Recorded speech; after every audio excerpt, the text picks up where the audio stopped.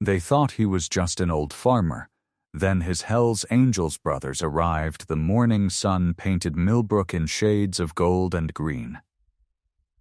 Sam Cross stood on his porch, a steaming mug cradled in his calloused hands, and watched the mist rise off his cornfield like a slow breath.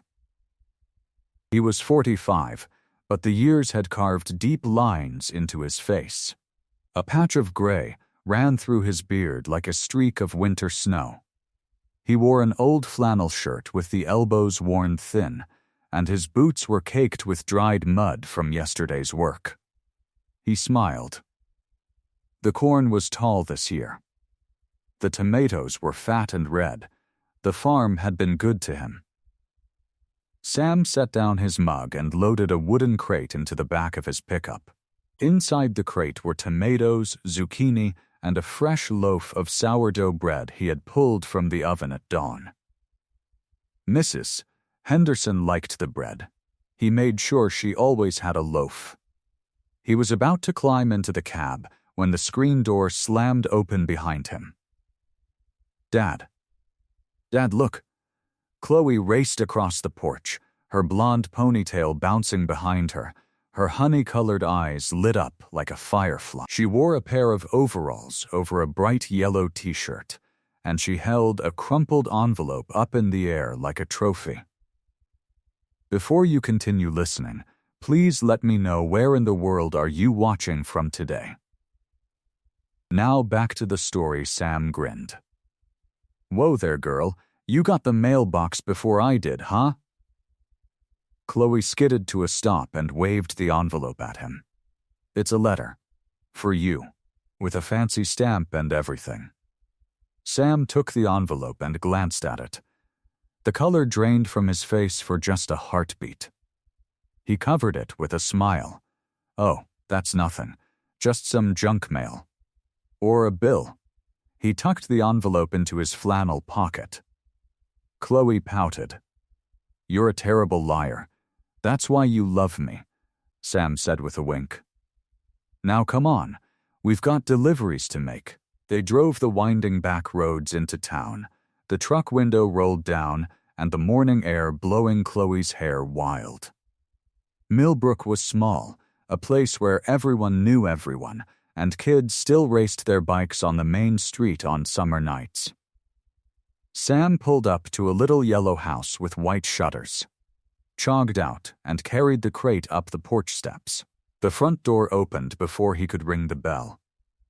Mrs. Henderson stood there, small and large all at once, a silver-haired woman who looked every one of his years, and then some. Her eyes crinkled with warmth when she saw him. Samuel Cross, you brought me tomatoes again.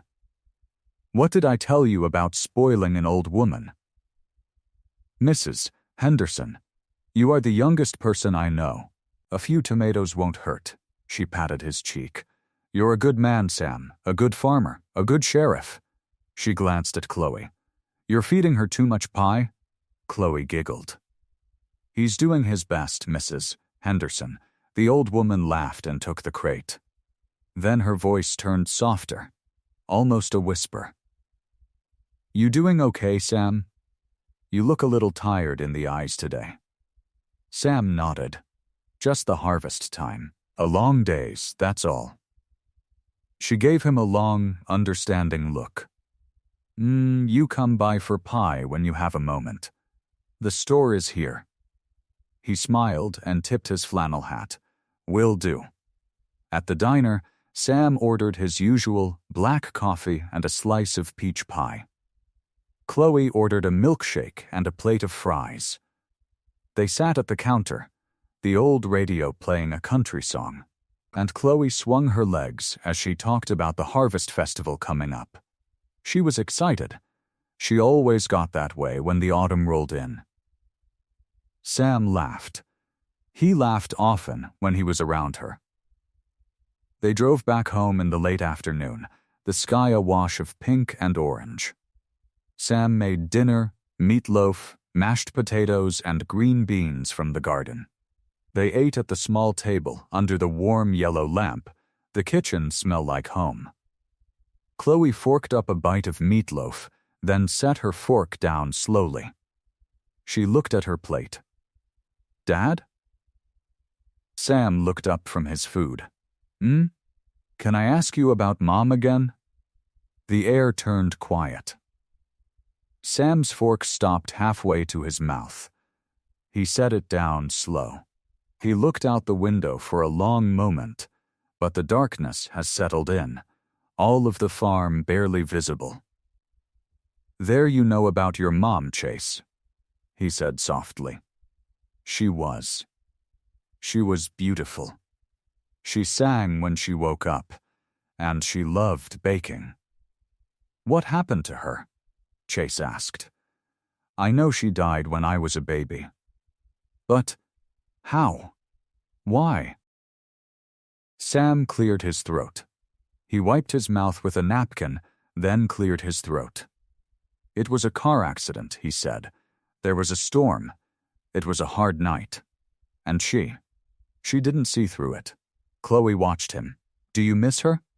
"Every single day," Sam said.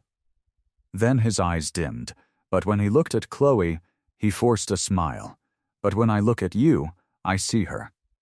And that keeps me going." Chloe reached across and took his hand. "I love you, Dad. I love you too, Chloe, more than you know. I'm gonna do the dishes while I wait for you to start the homework. Okay?" "Okay." She popped up from the table and wandered upstairs. Sam cleared the dinner in the kitchen, washed the plates, dried the glasses. He put on the kettle for a cup of tea. He didn't drink it, but it seemed good to have something to do. When he was sure that Chloe's door was closed, he went to his room and sat down in front of his bedside table. He fumbled in the drawer, past his reading glasses and a roll of tape, to find an old, worn photo album. The leather was cracked, and the corners of it were silver. Sam opened it slowly. The first page was a picture of 3 men tool, black jackets and motorcycles, a group of them in a parking lot etched with a highway. It was him and them. Here, Doc, Wolf, the men. The highway's men. He ran his finger across the photograph, the heaviest fallen onto his shoulders like a core. Then, he opened the letter in his coat pocket. It was a prison letter, official, with a stamped return address. He read it for a 3rd time, his eyes moving slow, his hands shaking. Towards the end, he shoved the letter back into the drawer and closed it. He pushed the album in beside it. He locked the peanut with a click.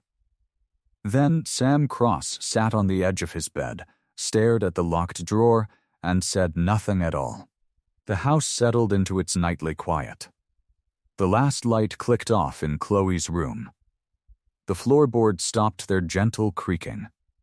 Sam lay in bed with his eyes wide open, staring at the ceiling. Sleep would not come. He waited until the clock on his nightstand read 11:47. Then, he sat up slowly, swung his legs over the side of the mattress, and padded across the floor in his bare feet. The floorboards were cool against his skin. His fingers found the drawer handle. He pulled it open slow, the wood groaning like it knew what he was doing.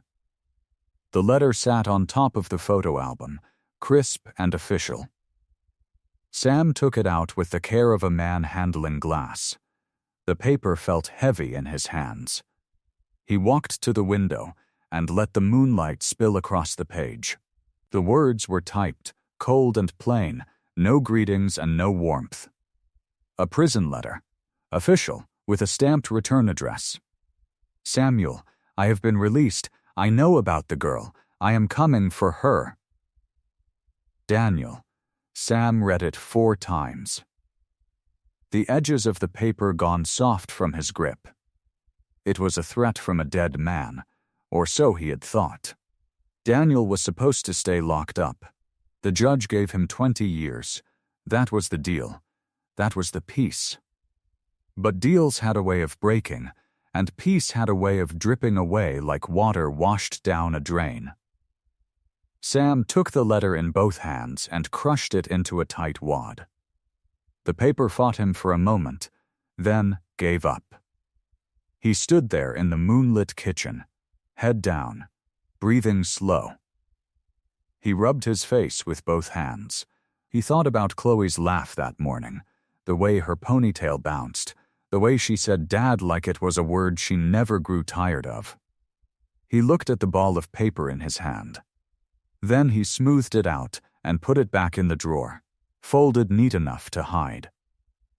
He closed the drawer just slow and clicked the lock shut. Sam did not go back to sleep. He sat in the dark living room, staring at nothing, until the sky went pink and the rooster cried out. Chloe came downstairs in the morning, rubbing her eyes, her hair a wild mess. She poured herself cereal and sat down across from him. "You're up early," she said. "Couldn't sleep." "That doesn't happen. You sleep everywhere.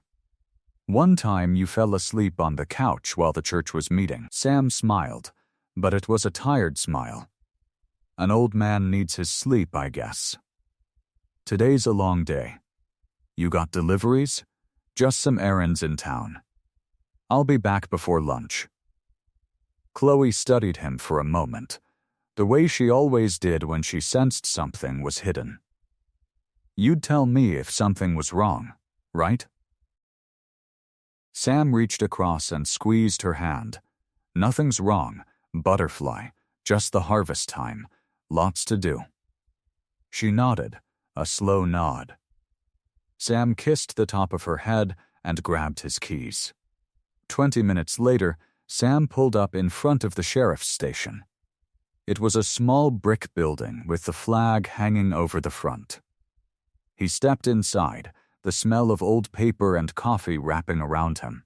Sheriff Tom Whitfield sat behind his desk, a cup of coffee in his hand and a kind, weathered face looking up over reading glasses. His hair was gray, silver like the crust of moonlight. He looked up and broke into a warm smile. "Sam Cross," he said, pushing to his feet. "This is a nice surprise. But I bet you're not here to chat about the weather." Sam shook Tom's hand, then sat in the plastic collar chair across from the desk.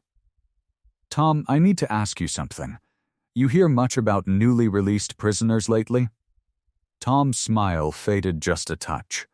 "Depends, what name are we talking about?" Sam paused. He swallowed once. "A man named Daniel. Daniel Mallory.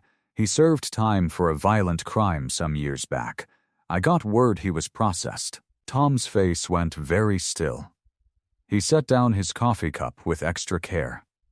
"Mallory," he said slowly. "That's a name I haven't heard in a long while. People keep him out of." Tom leaned back and scratched his chin. "I haven't gotten any official notice about him. If something came up, I'd be first to know. You've been a good father to that girl. She deserves a peaceful life." Sam let out a breath. You could count on that. He stood to leave, offering another handshake. "Thanks, Tom, I appreciate you." Any time, Sam. When the door swung shut, Tom settled back into his chair. He watched through the window glass as Sam's truck pulled out onto the road and disappeared around the corner. Then the sheriff turned to his desk drawer. Slow movement. Careful, the key turned in the lock. Inside the drawer was a single folder, thick and faded. The tag on the front read in his own handwriting, "Confidential."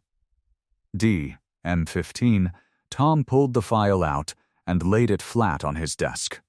He ran his worn fingers over the name written in bold ink. "Dante," he whispered to the empty room. "He's out." The station clerks clicked their keyboards, but Tom did not hear them. His eyes stayed locked on the file. and on the name that had haunted him for 16 years. "I knew this day would come," he murmured. Tuesday afternoon carried the heavy, golden weight of early harvest. Sam worked at the fence line near the south pasture, his hands busy with wire and posts. A cool breeze carried the smell of cut hay and wildflowers. He hummed an old tune, something he used to sing in his younger days before life got so complicated. Inside the barn, the light came in dusty shafts from the open loft window. Chloe walked through the center aisle, running her hand along the wooden beams.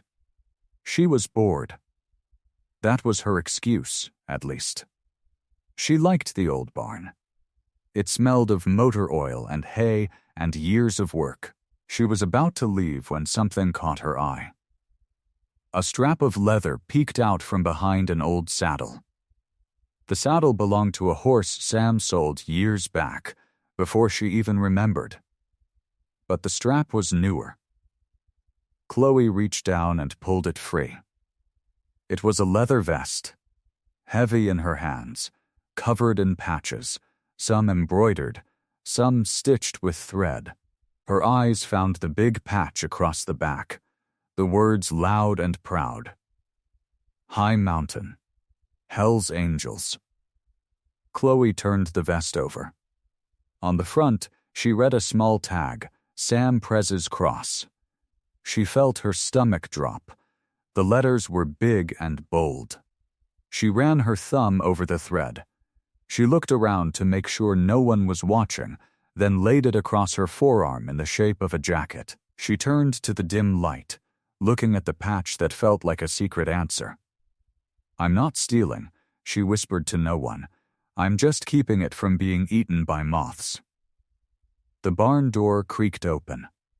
Harsh light spilled in, and Chloe jumped back. Sam stepped in, his heavy boots on the planks. He carried his hat in his hand, his hair a mess from the wind. He saw her holding the vest and froze. His face went from quiet calm to a sharp rise of color. "Chloe," he said, his voice catching. "What are you doing?" She held it up. A folded jacket. "I'm not doing anything." Sam crossed the floor in 3 steps.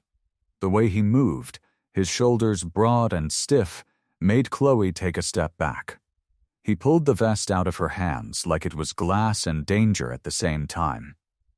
"That isn't yours," he said.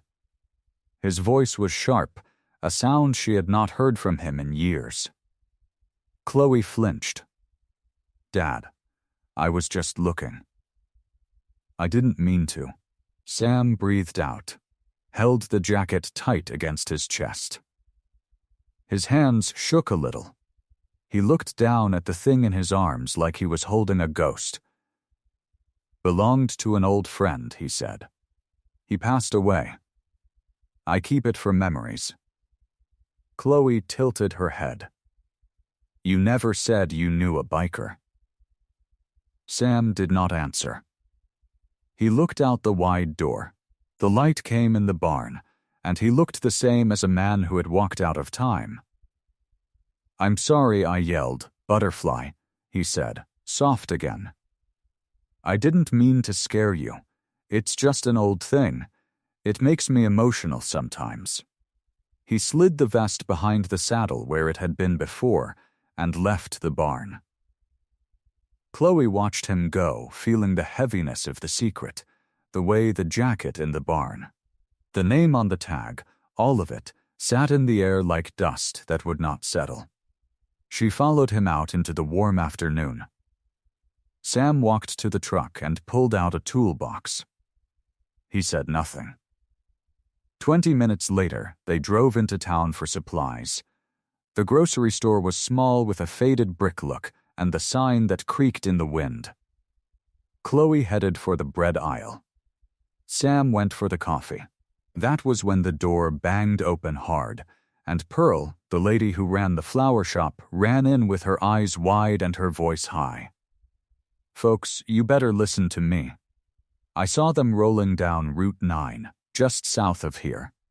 A whole convoy of motorcycles. I mean the big kind. Those Harleys. Dozens of them. Maybe 40. All wearing leather and black. They looked mean as snakes. The store went quiet. Mrs. Vance dropped her jar of pickles. The man at the counter turned a little pale. "Someone's got to do something," Pearl said, her voice trembling. "They're coming straight for Millbrook." Sam stood at the back aisle. His hand hung over the coffee tin. He did not move, not a single muscle. His face went from its normal, sun-worn tan to a pale gray like old paper. Chloe watched him from several feet away. She had never seen his face look like that. The rumble was distant at first, low, a sound you feel in your chest before it reaches your ears. It rolled through the buildings of town. The windows vibrated a little. The floorboards hummed. Sam moved faster than Chloe had ever seen him move. He looked out the window at the highway line, then turned to Chloe and grabbed her arm gently. Firm, "We're going home air. Now let's go." Now. Chloe stumbled after him, her heart hammering. "Dad, what's going on?" "Don't answer questions. We're going home." The truck tires spun as they pulled out onto the road. Behind them, the rumble grew louder and deeper, filling the street like approaching thunder. Chloe turned to look back. Through the storefront, Mrs. Pearl still stood at the counter, her voice frantic and carrying through the glass. "They're here." Bikers on Harley-Davidsons, dozens of them. They're rolling into town. The town held its breath. Across the street, the diner's door burst open and people poured out onto the sidewalk. A couple of dogs started barking, and a baby cried from some porch. Sam pressed the gas. Chloe looked from the panicked town to her father's face. Her voice was small but steady, the words pushing through fear. "Dad, who are they?" Sam put his hands upon the wheel. The road rushed beneath them. His knuckles went white. "I'll explain later," he said. "Stay in the house." Sam's truck barely made it onto the gravel driveway before the roar filled the world behind them. Chloe looked back through the rear window. The sight stole her breath. A wall of motorcycles filled the narrow road, dozens of them, chrome flashing in the late sun. Riders sat tall in black leather, vests heavy with patches, arms thick with tattoos. They moved as one, a rolling thunder that shook the fence posts.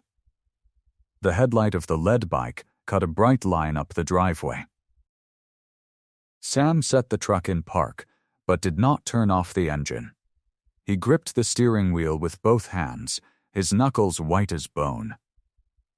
Chloe watched his face in the side mirror. She had never seen him look so still. He looked like a man meeting a storm he had known was coming for years. "Stay in the cab," he said softly. "Don't get out no matter what." He opened the door and stepped into the golden light. The lead biker rolled up the driveway and stopped. He cut the engine and the rest cut theirs, one by one, until the silence rushed back like a wave. The man was huge. He had to be over 6 feet and some. His chest was like a barrel stuffed into a leather vest. His beard was gray and thick, his arms like logs. Brass studs lined his gloves, and a chain hung from his belt loop. He swung off the bike like a bear climbing down from a mountain. And then, he walked slow toward Sam. The town gathered on the road, careful to keep their distance. A few men stood outside the diner with their arms crossed. Women pulled their children a little closer. Someone behind the window of the sheriff's office picked up a phone. Bear stopped before Sam.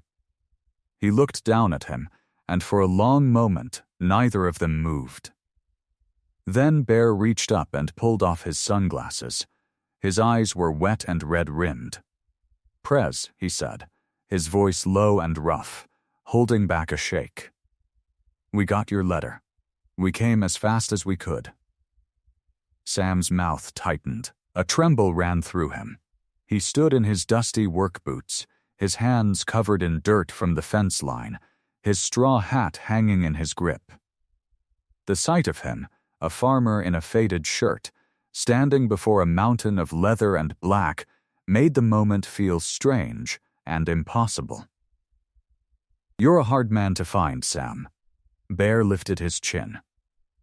His voice was gentle and slow.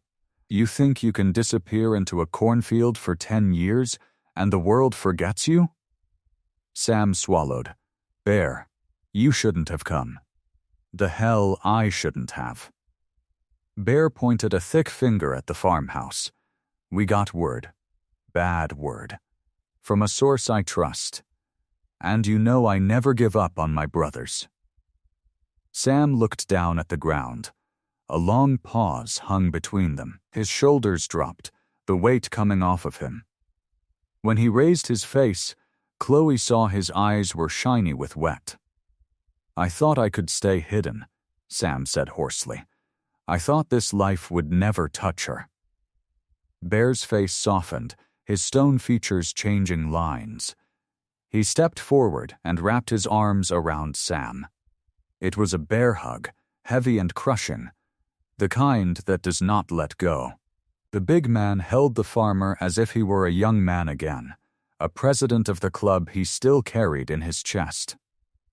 Sam's hands, calloused and worn, lifted and clung to Bear's shoulders. "Welcome home, brother," Bear mumbled into Sam's collar.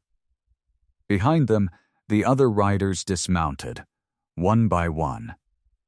Their boots hit the gravel in unison, their riding jackets and dark glasses. Chloe watched on the far edge of the truck window. They moved quiet, methodical, spread out along the fence line. They pushed their feet square and turned to face all the town, and their lines held. Steady, Bear pulled back and looked into Sam's face. "You're looking old, Prez. I'm a farmer. Bear, we dry out here. We watched the road. Those people are scared. The sheriff's on his way." Bear tilted his head, his voice low. "You never told him who you were?" Sam shook his head. "Nobody knows. Not one soul. It was supposed to stay that way forever. Prez, nothing stays forever. Not the life, not the past, especially secrets that heavy. He's coming. He's been out for 3 days, and he's not coming alone." Sam wiped his eyes with the back and said. His chest heaved. He had not let go of the idea, no. The world dropped a stone into a still lake, and the rings spread across his whole quiet life. The barn door creaked. Chloe stepped out onto the porch, shaky. Her eyes filled the line of bikers, the patches, the vests, the roaring that's still woven in the air.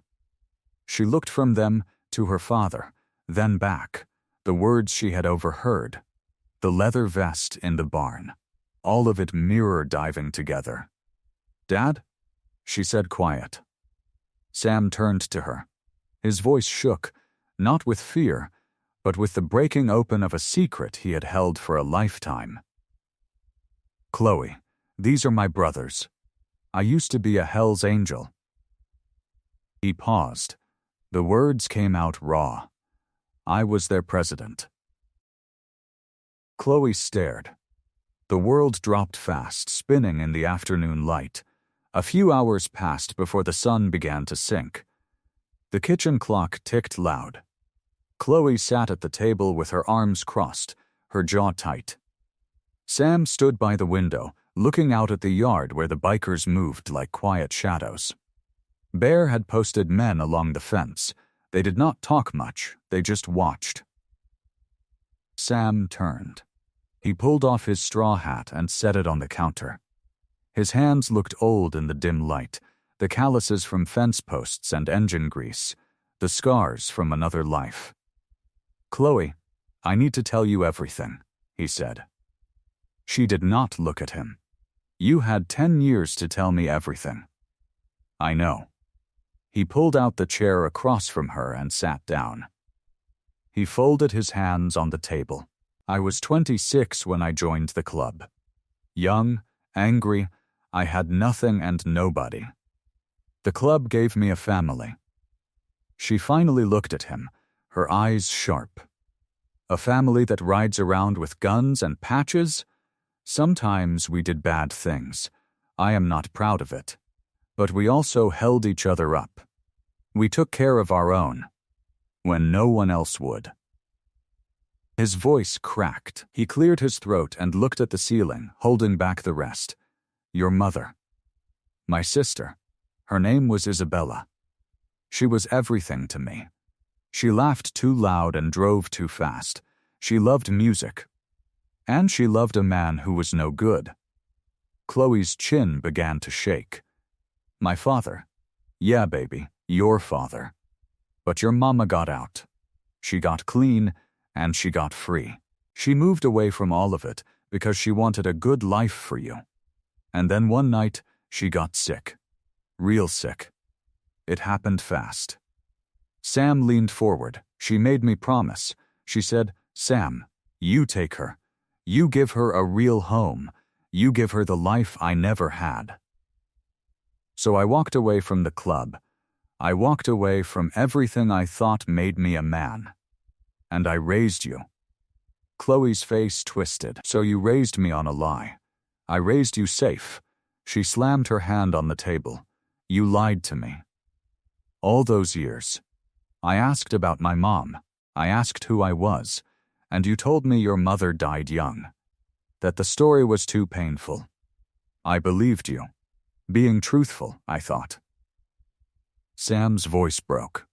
"I thought if you knew this truth, this kingdom, it would become your own. I thought I could keep you clean of it." She stood up, shoved her hair back from her face. Her voice cracked and broke in the middle. "You don't get to choose what I can carry." Then she pushed past him and out the door. The screen slapped shut behind her. Sam sat alone at the table. He did not follow. He knew she needed space.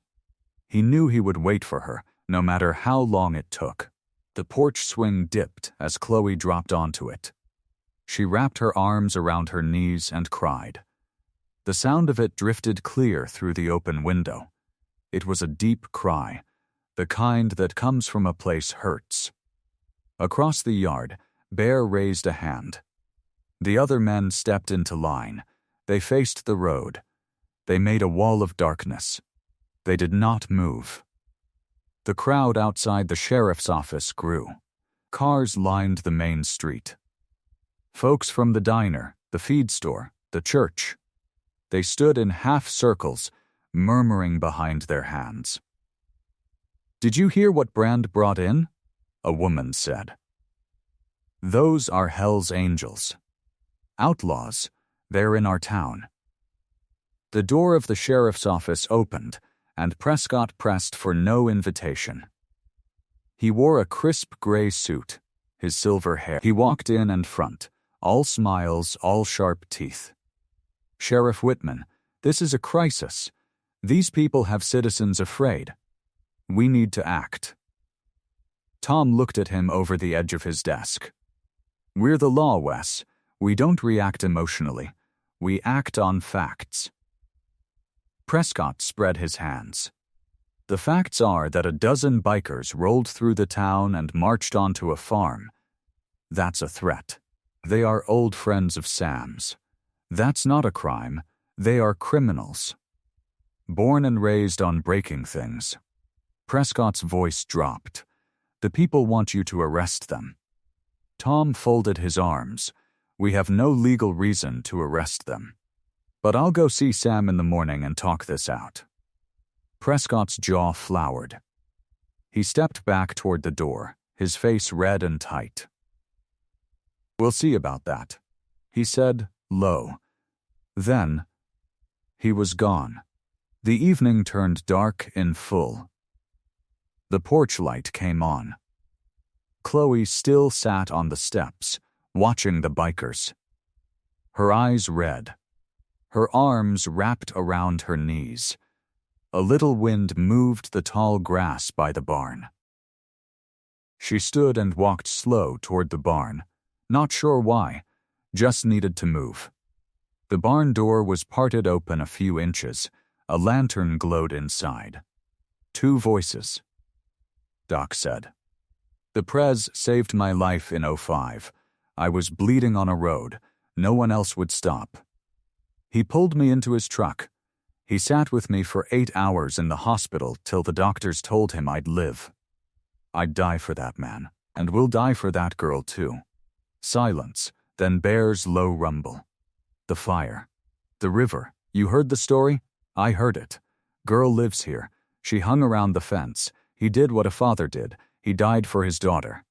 Chloe's breath caught. She stepped forward into the lantern light. The men turned, surprised. "Did my dad really save you?" she asked, her voice small. "In the fire?" Bear nodded slow. His face held a gentle weight. He told the story. A house fire at the edge of the county. A stranger's daughter stuck upstairs. Sam ran in before the others spoke. He carried her out. The front porch burned behind him. The little girl lived. Boy, her mother was crying. She kissed his burnt hands. Whispered, Chloe's eyes got far away. She thought about her father. How he came home at night smelling of smoke and ash, and she had asked why, and he said it was a bonfire. Some friends needed a hand. He never said he saved someone. That he was a hero all along. That she had not known it. She looked toward the house. The window glowed warm in the kitchen.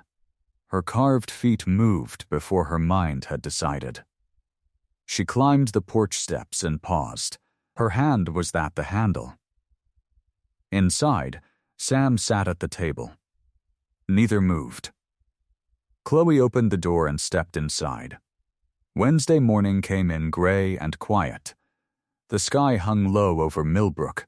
A soft fog wrapped around the trees. Sheriff Tom Whitfield stepped out of his small house on Maple Street. He carried a tin coffee cup.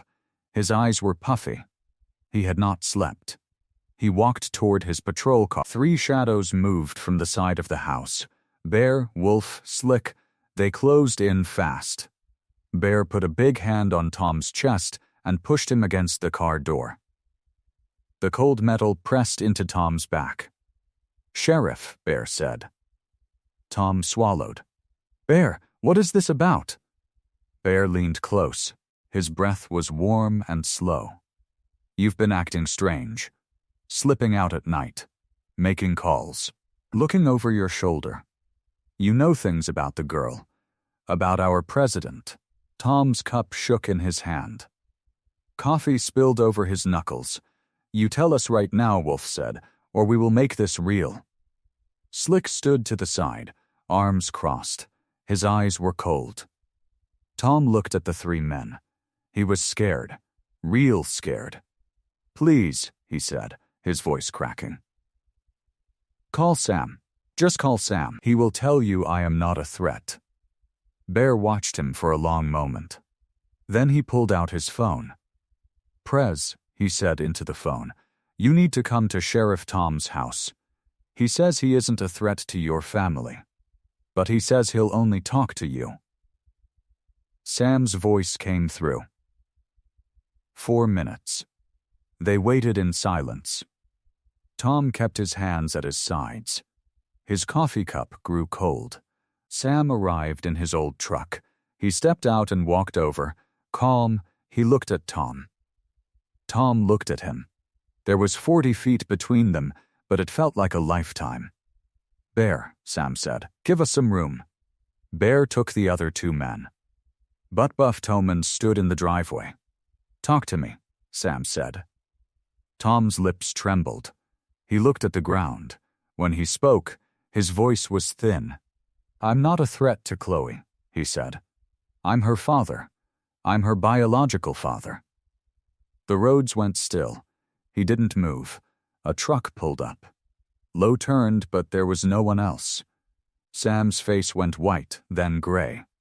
He braced his hand against the truck door. He looked old, looking all at once. 4? He whispered. Tom broke. He dropped his cup on the ground. It rolled on the driveway. He put his hands over his face. I'm all a young undercover investigator, he said. Record the back of his hand. Beth eyed Doug.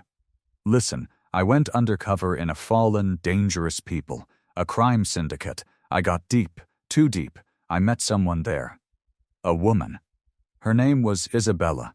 She was kind. She was broken. She was free. We fell in love in a city of shadows. He gasped a little. He closed his eyes. When she got pregnant, I knew it. I couldn't bring my child into that. Couldn't bring you. I couldn't protect them while I was living a lie. Our enemies. They were getting dirt, list, people were disappearing around me. He reached out a hand, palm open. It's my career was invented. I had to develop. Alex, I had to fake my hold.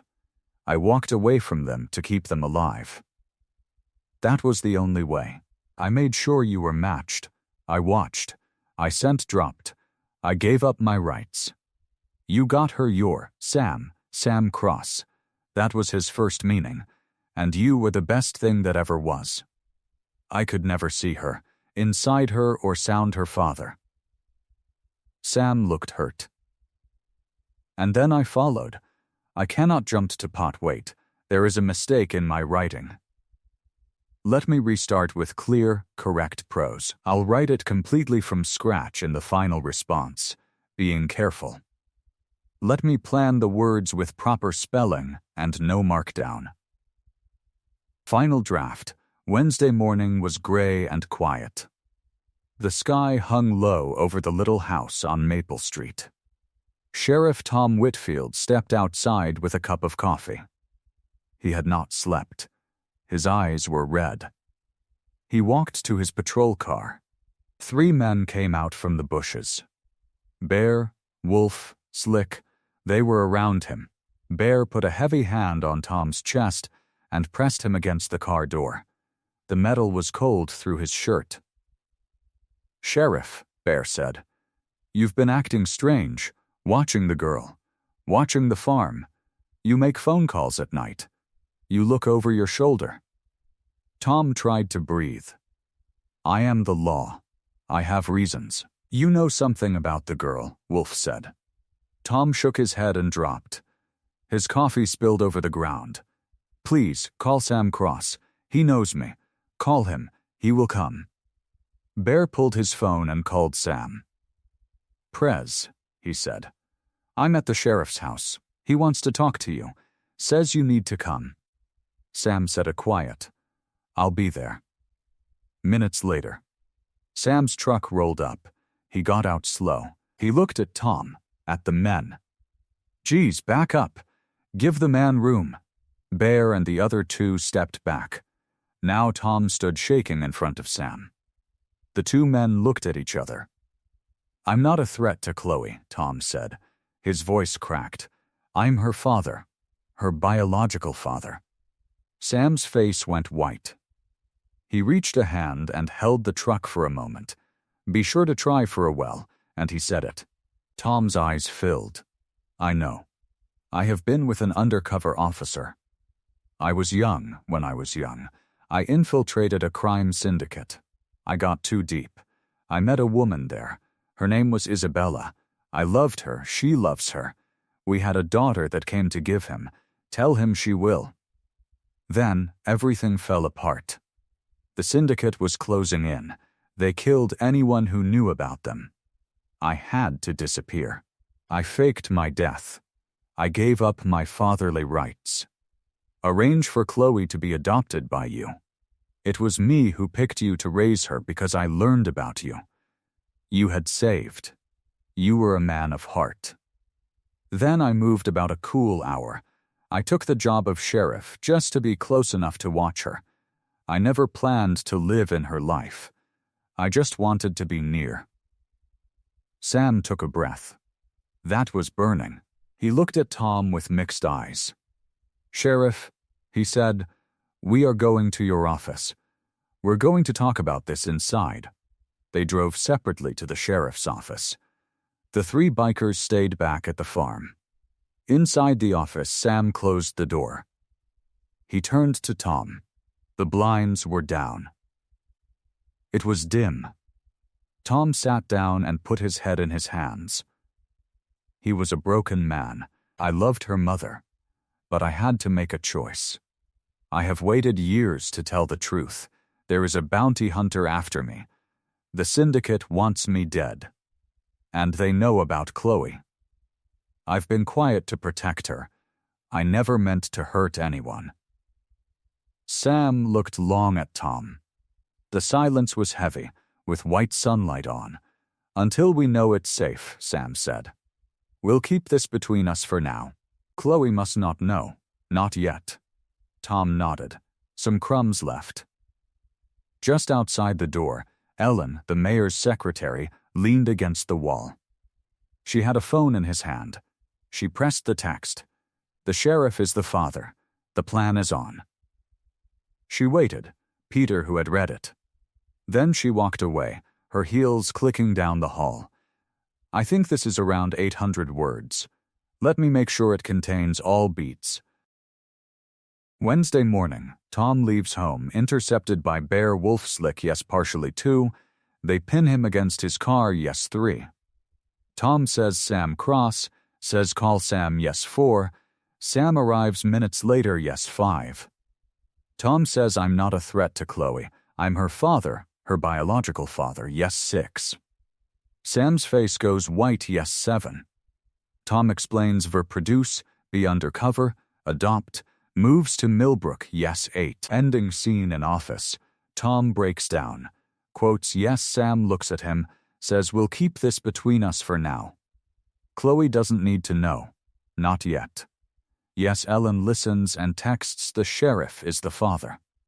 The plan. Yes. Also I need to make sure there are no M-dashes or hyphens. Let me check. Internetworked no. Crept no. I'll avoid.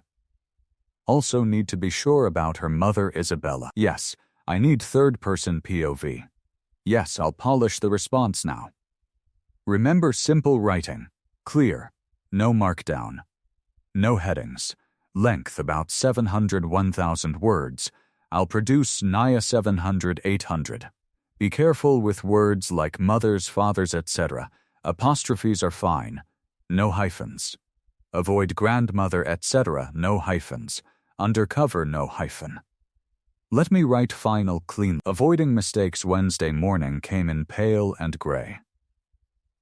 The sky hung low over the town of Millbrook. A damp wind moved through the trees. Sheriff Tom Whitfield stepped out of his small house on Maple Street. He carried a cup of coffee. He had not slept. His eyes were red. He walked toward his patrol car. 3 men moved out of the bushes. Bear, Wolf, Slick. Bear put a heavy hand on Tom's chest and pushed him against the car door. The metal was cold through his shirt. "Sheriff," Bear said, "you have been acting strange. Calls at night. Long looks at your phone. You watch the farm every time you drive past." Tom's cup shook. Coffee spilled over his fingers. "You know something about the girl," Wolf said. "You say what it is." Slick stood close, arms crossed, his eyes sharp. Tom's throat went dry. He felt the cold fear crawl up his back. "I'm not a threat. Please call Sam Cross. He'll tell you. He knows me. Just call him." Bear studied him for a long moment. Then he pulled out his phone. He pressed a button. "Prez," he said into the phone. "The sheriff is in trouble. He says he will talk only to you. He is over there." Sam's voice came through, calm and steady. "I'll be there in 2." Minutes passed in silence, the wind against the grass. Tom kept his hands at his sides and hated his face. Sam's truck came up fast and stopped. He stepped out and walked over. He looked at Tom. Then he looked at the men and gave them away. Bear, behind them. "Now," Sam said. "What's this about?" Tom's voice broke. "I'm not a threat to Chloe. I'm her father. Kind of biological." Sam's face went white. Then white and rest. He stepped back his hand and held the car door and the truck door. The strength in his hand made the metal slightly. He whispered. Tom's shaking hands went to his face. He moved a step. "I was young. A very young undercover officer. I was placed inside a crime syndicate. I went deep, too deep by half. I fell in love with a woman there. Her name was Isabella. She was Sam's sister. We had Chloe. And then the case went wrong. Then, the same guys started killing everyone around me. No one is beyond me." Tom's voice dropped until it was smaller than a whisper. "I had to disappear. So I faked my death. I arranged for Chloe to be placed with the one man I thought could protect her. That was you, Sam. I gave up my rights. I gave her up. Then I came here. Long before the town chose me for her, I came here to watch her. From across the street. From the bus stop. From every edge of her life. I never planned to speak. I just wanted to be close enough to work, and if the syndicate ever came, he could be a wall between them and her." Sam put a hand to his face. His fingers were shaking. He dropped his hand. He looked at Tom, like trying to see the man he really was. "Get," he said. "We'll talk downtown." Inside the sheriff's office, Tom shut up the door. The blinds were down. He sat in the wooden chair. Sam stood by the wall. Tom turned off his hands. "I loved her mother. I loved her, but I had to make a choice. This was a direct. I was saving them both." He pumped a broken noise in him. His chest. Then of the books. "I've waited years to tell you the truth. There's a bounty on my head. The syndicate wants me dead. If they find me alive, they know about Chloe. The first one tried, says it." Sam and Big Hand touched forehead. "I've been keeping quiet. I've been keeping close. I never meant to hurt anyone. I just wanted to keep her safe. I couldn't be in her father, so I became a shadow. That's all I am, a shadow with a badge." Sam looked at the man. Kids, he had argued for years that this was a safe place. Tom had built a farm. He had built a child. He had built a broken heart. And for all these years, Tom had been there, standing at the edge of it all. Sam spoke slowly. "Here's what we can do. We will keep this between us for now. Chloe does not need to know this yet. No movement until we understand how bad the threat is." Tom nodded. She remained safe. Safest, he was moving to the front of the office, his hand on the gun on the door. They didn't know there was a second ear. On the outside of the narrow wall, a soft click. Ellen, the mayor's secretary, turned into the supply the door and walked into the empty hallway. She held her phone up. Her hands were quick. She typed, "The sheriff is the father. The plan is on." She pressed send, and the message shot. Wire, the hall went. The town hall was packed Thursday morning. Every bench was full. People stood along the walls. The air was thick with whispers and worry. Mayor Prescott stood at the podium. He wore a crisp gray suit. His smile was warm, but his eyes were cold. "Good people of Millbrook," he began, "we face a difficult moment. Our neighbors are afraid. We must find a way forward that protects everyone." He paused. He let the silence stretch. "These men, these bikers, they say they are here to help. They say they are protecting the Cross family. I believe them. I truly do." The crowd shifted. Some nodded. But we must be careful. We must be wise. I propose a compromise. The bikers may stay, but they will stay on the fairgrounds. They will observe a strict curfew. They will register their motorcycles with the town. And they will surrender any weapons. A murmur ran through the crowd. Sam stood near the back. Bear was beside him. Neither man carried a weapon. They never had since arriving. Bear raised his hand. "Mr. Mayor, we have no weapons. We have nothing to surrender. We came to protect a friend. That's all." The mayor tilted his head. "Then you will have no problem agreeing to these terms." Bear looked at Sam. Sam nodded slowly. "Fine," Bear said. "We agree." The crowd relaxed a little. But then the mayor spoke again. "Forgive me," he said, his voice smooth as oil. "But I must ask, why would a simple farmer be so connected to criminals?" The room went still. Sam felt the words land like stones. He kept his calm. "I am not a criminal," he said, "and neither are my friends." Or Prescott raised his hands. "I did not say you were. I only ask questions. The town deserves answers." Mrs. Henderson stood up. She was 70 years old. Her gray hair was pinned neatly. Her voice was steady. "I trust Sam Cross," she said. "He has been a good neighbor 10 years. But I have to say something. Maybe it is best if the bikers leave when the trouble is over. Maybe that is what is best for everyone." The crowd murmured in agreement. Sam felt a small ache in his chest. But he understood. He had known this would not be easy. The vote was taken. The motion passed. The bikers would stay at the fairgrounds under curfew. As the meeting ended, people filed out slowly. Many shoulders were tense. Few people met Sam's eyes. Bear put a hand on Sam's shoulder. "It's okay, Prez. We'll win them over."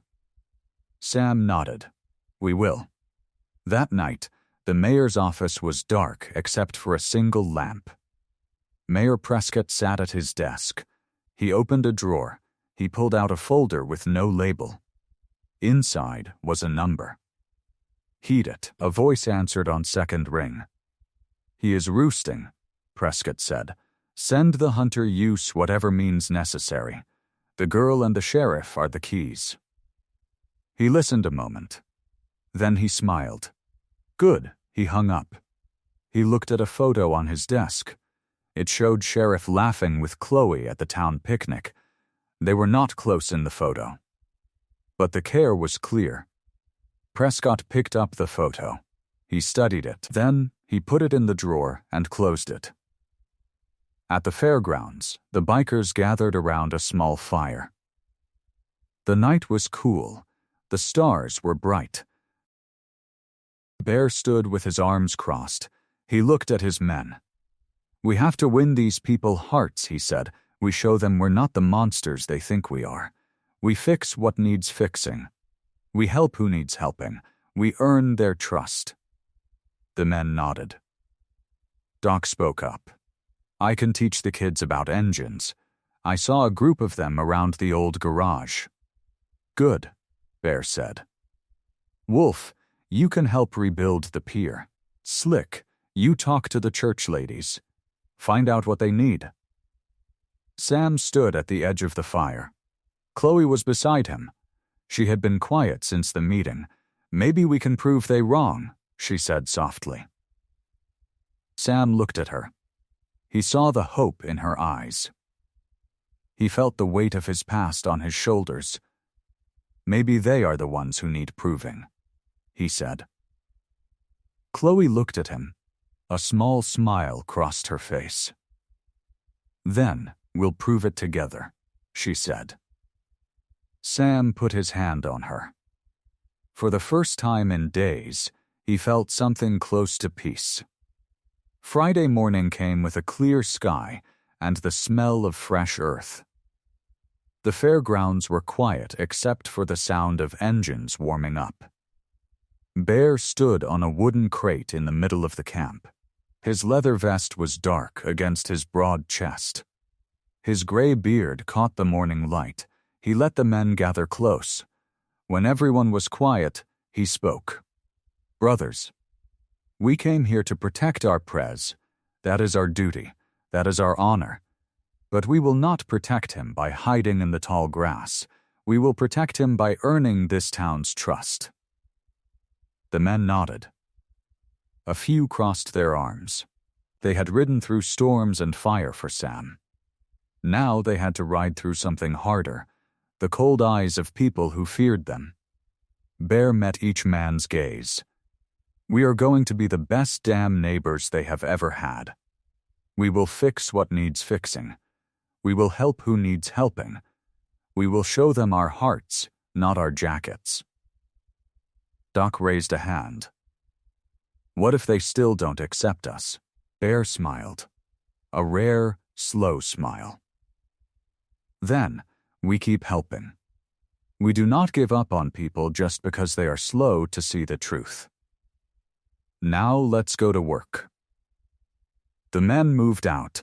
Their bikes rumbled like friendly thunder. The town woke to the sound and peered through windows, curious and fearful. First, they found Mrs. Grayson. She was a kind woman in her 60s. She stood beside her old sedan on the highway, her hands shaking by her side. A flat tire waited on the hot asphalt. She had a spare but no strength to lift the jack. Doc pulled over first. He lifted his helmet and smiled. "Morning, ma'am. Looks like you could use a hand." Mrs. Grayson stepped back, eyes wide. "I know you're kind. You stay away." Doc didn't look hurt. He just nodded patiently. "We are not here to cause trouble. We are here to help. Let us change that tire before the heat gets too strong." Wolf and Slick got out. In minutes, they had the car lifted and the tire swapped. Wolf worked the lug nut wrench with strong arms. Slick wiped his hands on a bandana when the job was done. "All set, ma'am," Wolf said. "You might want to get that tire patched tomorrow. The one we put on is good enough to get you home." Mrs. Grayson stared. She opened her mouth, then she closed it. She nodded a little and drove away without saying thank you, but with a puzzled look in her eyes. Down the road, near the church, a giant oak tree had fallen across the street. It had come down in the night. No one could pass. The pastor, a thin man named Father Michael, stood in his robe scratching his head. Bear stepped up and looked at the tree. "This will take 10 minutes if we work together." The bikers got out their tools. They cut boughs. They hauled what they could. They worked together, a perfect machine of muscle and purpose. Soon the road was clear. Father Michael watched with gratitude. "Bless you," he said. "Bless all of you." Bear tipped his head. "Bless you too, Father. We are just neighbors now." Chloe had been watching from the corner of the church. She carried a big red water cooler. She walked over, her school backpack hanging from one shoulder. "Hi," she said, a little shy. "I thought you might be off." The men turned. None of them were scary to her. They were just a little loud in their leather and their heavy gear. She poured cups of water. They drank, thanked her, and smiled. "You are a brave girl," Bear said, "coming out here alone." Chloe shrugged. "My dad says standing beside people is more important than standing apart." Bear's eyes softened. "Your dad is a wise man." She poured more water into a cup. She handed it to him, and he took it with both hands, respectfully. By dinner time, the town was talking. Not loudly, but quietly. Mrs. Grayson told her sister at the corner store. Father Michael told the ladies at the prayer group. The school principal heard it from a parent. Sam sat with Chloe at the small wooden table in the kitchen. She was eating her peas slowly. He watched her.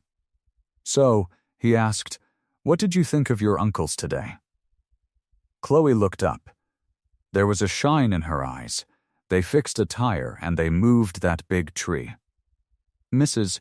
Grayson was mean to them at first, but they just smiled and helped anyway. "I know. I raised them that way." Chloe laughed. Then her face turned serious. "Dad, maybe they aren't so bad after all." Sam smiled. It was a smile that carried all the years of secrecy, all the weight of the past. "They are not so bad, Chloe. They are the best men I have ever known." The moment was peaceful. Then the phone rang. Sam picked it up. It was Bear. "Prez," Bear said, his voice low and tight. "We got a car circling the farm. Out-of-state plates. Gray sedan. No one we know." Sam gripped the phone harder. The warmth drained from his face. His voice stayed calm. "Stay distant," he said. "Do not approach. Not yet." He hung up. He turned to Chloe, who was watching him, the fork frozen in her hand. "Go upstairs," he said quietly. "Lock your door. I'll be right back." She nodded. She did not argue. She walked up the wooden steps. Sam picked up the phone again. He dialed a number he had memorized long ago. The second name rang. He heard a familiar voice. "Tom," Sam said, "we have trouble. Meet me at the fairgrounds at dawn." Saturday morning arrived with a golden sun and the sound of hammers echoing across the lake. The old pier had been broken for years. Its wooden planks were gray and rotten. 2 of the posts had collapsed into the water. Families stayed away. The children were told not to play there. Bear stood at the water's edge with his boots in the mud. He looked at the pier like it was an old enemy. Then he rolled up his sleeves. "Boys, we have a big day. This is our project. We are going to give this town something they can be proud of." The men spread out. They worked shirtless in the warm sun. Their tattoos stood out against their skin. Their laughs echoed across the water. They hauled heavy boards from the back of a truck. They hammered nails into the wood. The sound was steady and confident. The first person to arrive was Mr. Jenkins. He was an old man who walked with a cane. He stood at a distance and watched. Then, he sat on a bench. He thanked no one, but he studied the work. Then came a young mother with a stroller. She stood at the water's edge, watching. She smiled a little. She stayed. Soon more came. Grandpa Jim brought his grandson. The boy's eyes grew wide at the sight of the big men working. The men nodded to him. The boy waved. They waved back. By mid-morning, the pier was half rebuilt. The wood was new and clean. The beams were straight. The nails held them firm. And then came Mrs. Henderson. She walked over carrying a big plastic jug of lemonade. Her 2 grandchildren followed, small plastic cups stacked in their arms. She placed the jug on a folding table near the shore. "You boys look like you could use a drink," she said firmly. Bear looked up. Sweat dripped from his forehead. He wiped his face with his arm. "Ma'am, that would be the best thing I have tasted all day." Her grandchildren ran forward and handed cups to the men. The cups were cold and sweet. The bikers drank. Grateful, the grandchildren giggled and wanted to ask questions. They wanted to touch the leather vests and the belts. The men let them. They were gentle. By afternoon, the pier was nearly finished. The last plank was placed at the end. Bear stood back and looked at it. Then he put his hands on his hips and announced, "That is a pier that will last for 50 years." There was a cheer. Then a voice broke through the crowd. "Please, please wait." A woman came running. Her name is Martha. She was the mother of a little boy named Leo. The boy was in her arms. He was crying but not hurt, just scared. She stopped in front of Bear. Her eyes were wet. She put the boy down and looked up at the big man. "I have to tell you something," she said, her voice shaking. "My son, he was playing near the water this morning. He slipped. He was just a few feet from the old broken pier. If you hadn't rebuilt it right now, he would have fallen into the deep water. He was not wearing a life vest. I do not think he could swim." Her voice broke. She stared at Bear. "If you had not been working here today, he would have been gone." Bear did not say anything. He opened his arms. She stepped forward and hugged him. He hugged her back gently. His big arms wrapped around her, but they were light as a feather. The silence came first, then the sound of clapping. It started in the back and grew everywhere. The crowd clapped. "Mr." Clark stood up, his cane forgotten. Men and women both smiled. He clapped. For the first time, the town looked at the bikers, and they smiled. For the first time, they were not afraid. The sun was low in the sky by the time the visitors came. Mayor Prescott walked down the path, smiling wide. His suit was too tight. His teeth were too clean. He clapped his hands together. "Wonderful. Wonderful what you all have done," he said, his voice loud and cheerful. "Look at this beautiful pier. What a gift to our town." He walked forward and took Bear's hand out of the way. Bear looked at him for a moment, then shook. "Let's give them a loud round of applause," the mayor said to the crowd. "Our new friends." The crowd applauded more. People shouted thank you. They felt glad. Then the mayor smiled and pulled Sam aside. Their voices lowered. The crowd still cheered behind them. Mayor Prescott's voice became a low whisper. "Nice job today. Very nice. But no amount of good deeds will erase your past. I know who you are, Samuel Lacrosse, and I will make sure everyone remembers that." Sam did not flinch. He held a wooden hammer in his hand, the other on the work. His eyes did not flicker. "Good deeds don't erase the past," Sam said. "They are built on top of it. My past made me who I am. And I am not ashamed of the men who are teaching children today." He turned and walked back toward the pier. The mayor's smile twisted. It stayed a moment longer, then faded into a cold and narrow. Sunday afternoon arrived soft and quiet. The community center smelled like old wood and floor wax. Sunlight poured through the tall windows and settled on the dusty floor. Doc stood at a long table, his tattooed arms resting on the edge. In front of him sat a small motorcycle engine. It was old and dirty, but it had good bones. Doc adjusted his reading glasses. He looked at the group of teenagers gathered around him. There were 6 of them. 2 boys, 4 girls. Chloe stood near the front, her arms crossed. Beside her was a boy named Tyler. Everyone knew Tyler. He got into fights. He skipped school. He was always angry, and nobody knew exactly why, but that anger was there. But today, Tyler was quiet.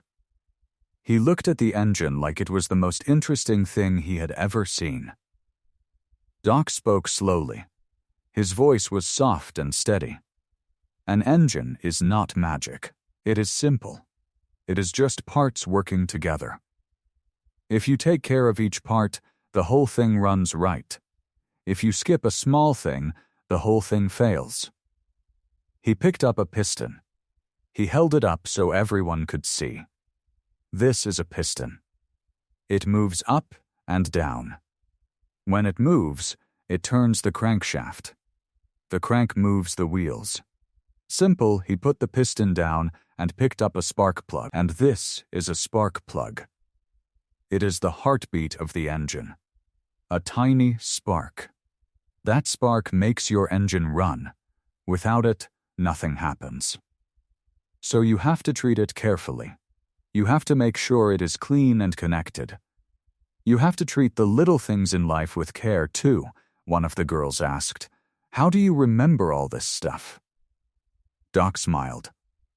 I do not remember. I just listen. The engine tells me what it needs. You just have to be patient enough to hear. Chloe stepped forward. She touched the metal carefully. Can I try? She asked. Doc handed her the wrench. Go slow. Loosen each bolt little by little. Do not hurry. Chloe got to work. She leaned over the engine with her jaw set. The metal made a soft click and creak. She loosened the first bolt. Then the second. A tiny spring came loose, and she caught it before it fell. He laughed. Good hands, he said. You have good hands. Chloe smiled, her fingers black with grease. She laughed and looked at her hands. My whole arm is messy now. That is the life of a mechanic, Doc said. He gave her a napkin. She wiped her cheeks and left a black smudge above her eye. Everyone laughed. Then Doc turned to Tyler.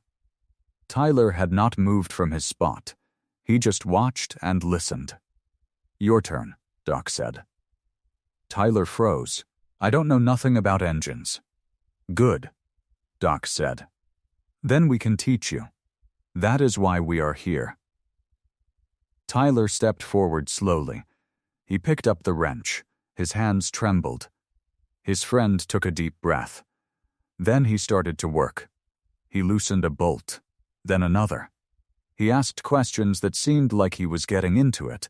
His voice was quiet, but sure. At one point, Tyler looked up. This is like something I can actually do. Doc nodded. Yes, that is right. A lot of things feel impossible until you try them. Then they just become work.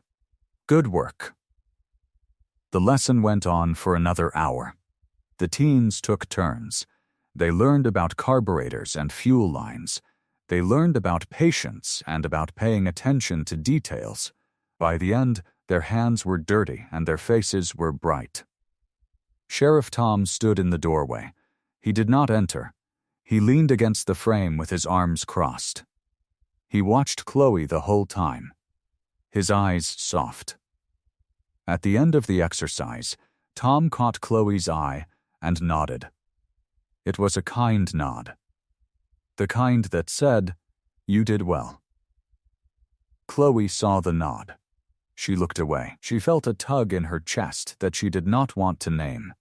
The other kids started to leave. They thanked Doc and scattered. Tyler stayed.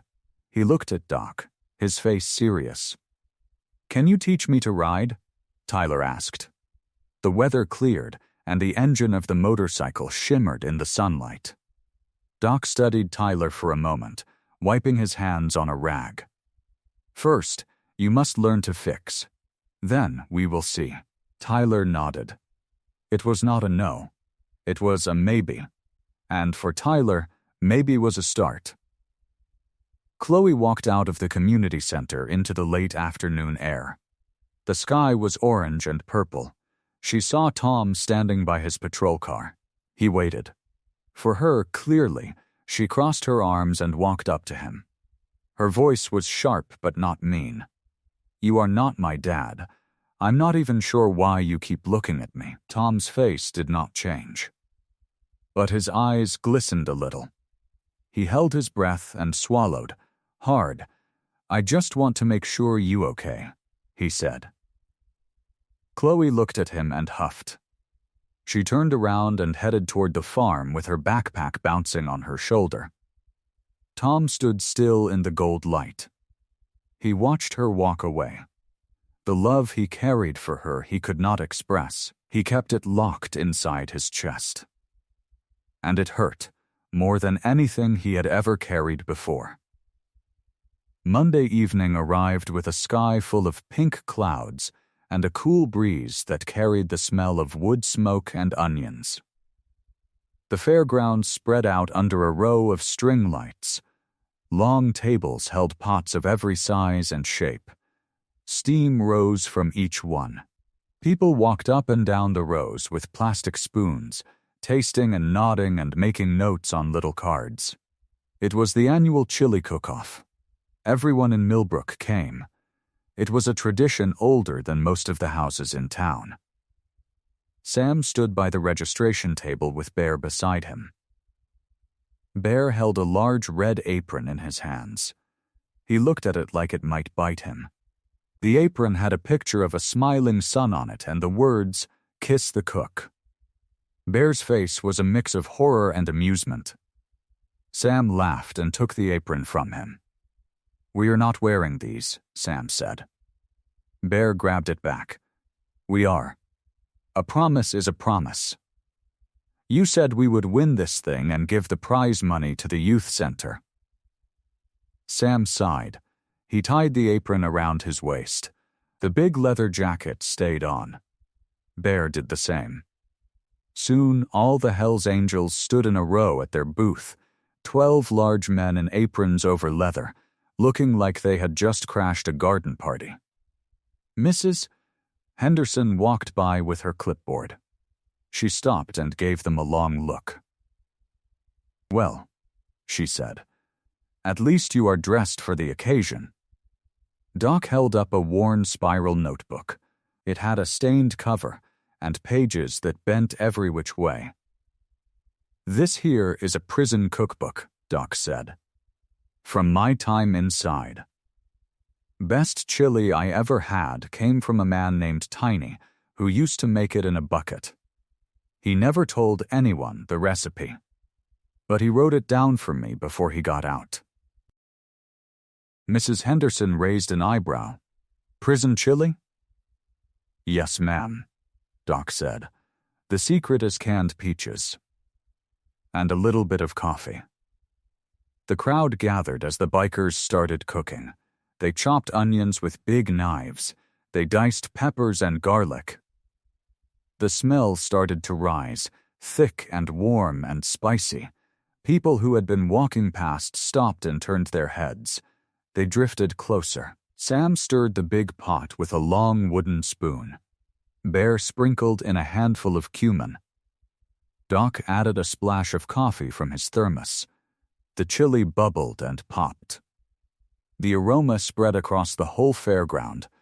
It was rich and smoky and sweet with just a bite of heat at the end. People lined up with their bowls and their spoons. Mrs. Henderson was the first judge to taste it. She took a small spoonful. She blew on it. She tasted. Her eyes went wide. She took another bite, then another. "Good heavens," she said. "This is the best chili I have ever tasted in my life." The crowd murmured. Some people laughed. Some people looked surprised. But bowls were filled and spoons kept moving. The pot went empty and Doc made another. At the end of the night, the votes were counted. Mrs. Henderson read the winner from a yellow card. First place goes to Sam Cross and the Hells Angels Motorcycle Club. The crowd went quiet for half a second. Then someone clapped. Then another. Then the whole fairground broke into cheers and laughter. The bikers looked at each other, stunned. Bear held up the blue ribbon like it was a trophy from a war. Sam sat down on a hay bale beside Bear. The two men shared a laugh, deep and easy. Bear clapped Sam on the shoulder. "Your sister would have loved this," Bear said. Sam's smile softened. He nodded. "She would have laughed at us wearing these aprons. Then she would have asked for seconds." Across the way, Chloe stood at the dessert table. She handed out slices of apple pie and cups of lemonade. She smiled at the bikers. She looked happy. Sam watched her and felt something warm settle in his chest. The sun went down and the string lights glowed gold. The town and the bikers mixed together, laughing and eating and talking like old friends. Across the street, a car pulled into a dark spot under a big oak tree. A man in a dark suit stepped out. He carried a briefcase. He stood in the shadows and scanned the crowd. His eyes stopped on Sheriff Tom, who was handing out spoons at the serving table. The man pulled out a phone and raised it. He took a picture. Then another. He studied the photo and smiled, thin and cold. Bear saw the movement. His hand went to his hip out of habit. His eyes locked onto the stranger. The man pulled back into the shadows and slipped away. He disappeared between the buildings and was gone. Bear turned to Slick, who stood beside him. His voice was low and flat. "We got a rat in the henhouse. Tell the Prez. And keep an eye on Chloe." Tuesday morning came in gray and quiet. The sky hung low and heavy, pressing down on the rooftops of Millbrook like a blanket that had been left out in the rain. Sheriff Tom sat at his desk in the small station. A mug of cold coffee sat by his elbow. He was filling out a report on a stolen garden gnome when his phone buzzed. The screen lit up with a message from an unknown number. "I remember you. Come to the old mill at noon. Or I'll bring the girl into it." Tom's face went pale. His hand shook as he set the phone down. He stared at the words until they blurred. Then he stood up so fast his chair skidded backward and hit the wall. He grabbed his keys and ran. The drive to Sam's farm took 4 minutes. Tom made it in 3. He burst through the kitchen door without knocking. Sam was at the table with a cup of coffee. Bear stood by the window, arms crossed. Both men looked up when Tom stumbled in. Tom held out his phone. His hand was still shaking. "Read this." Sam took the phone. He read the message. His jaw tightened. He handed it to Bear, who read it and let out a low, dangerous growl. "He knows what time it is," Bear said. "He's not hiding." Tom sank into a chair. "He's not just some thug. I know who sent this. Dante Vicario. He was my handler's son in the FBI. His father worked the syndicate case with me. Dante grew up inside that world. He watched his father get ruined when I went undercover. He blames me for everything." Sam sat down across from him. "And now he wants payback." Tom nodded. He's a bounty hunter. Cold, patient, and smart. He doesn't make mistakes. If he says he'll bring Chloe into it, he means it. Bear stepped forward. "Then we don't give him the chance. We go to the mill. We use you as bait. We take him down before he gets anywhere near her." Tom hesitated. He could have people watching. If he sees the trap coming, he'll run. And then we lose him. Sam leaned forward. "Then we hide better than he watches. Bear, get the boys. We'll take 2 trucks, stay off the main roads. Tom, you go in alone. We'll be close. Real close." Tom took a deep breath and nodded. They left the farm in the gray morning light. Sam drove one truck with Bear beside him. The other truck followed with Doc, Wolf, and Slick inside. They took the back roads, dust rising behind them in thick brown clouds. 10 minutes out, Bear looked in the side mirror. His eyes narrowed. "We got company." Sam checked his own mirror. A black sedan hung back about 100 yards. It kept its distance but followed every turn they made. "That's him," Tom whispered from the back seat. "That's Dante Vicario."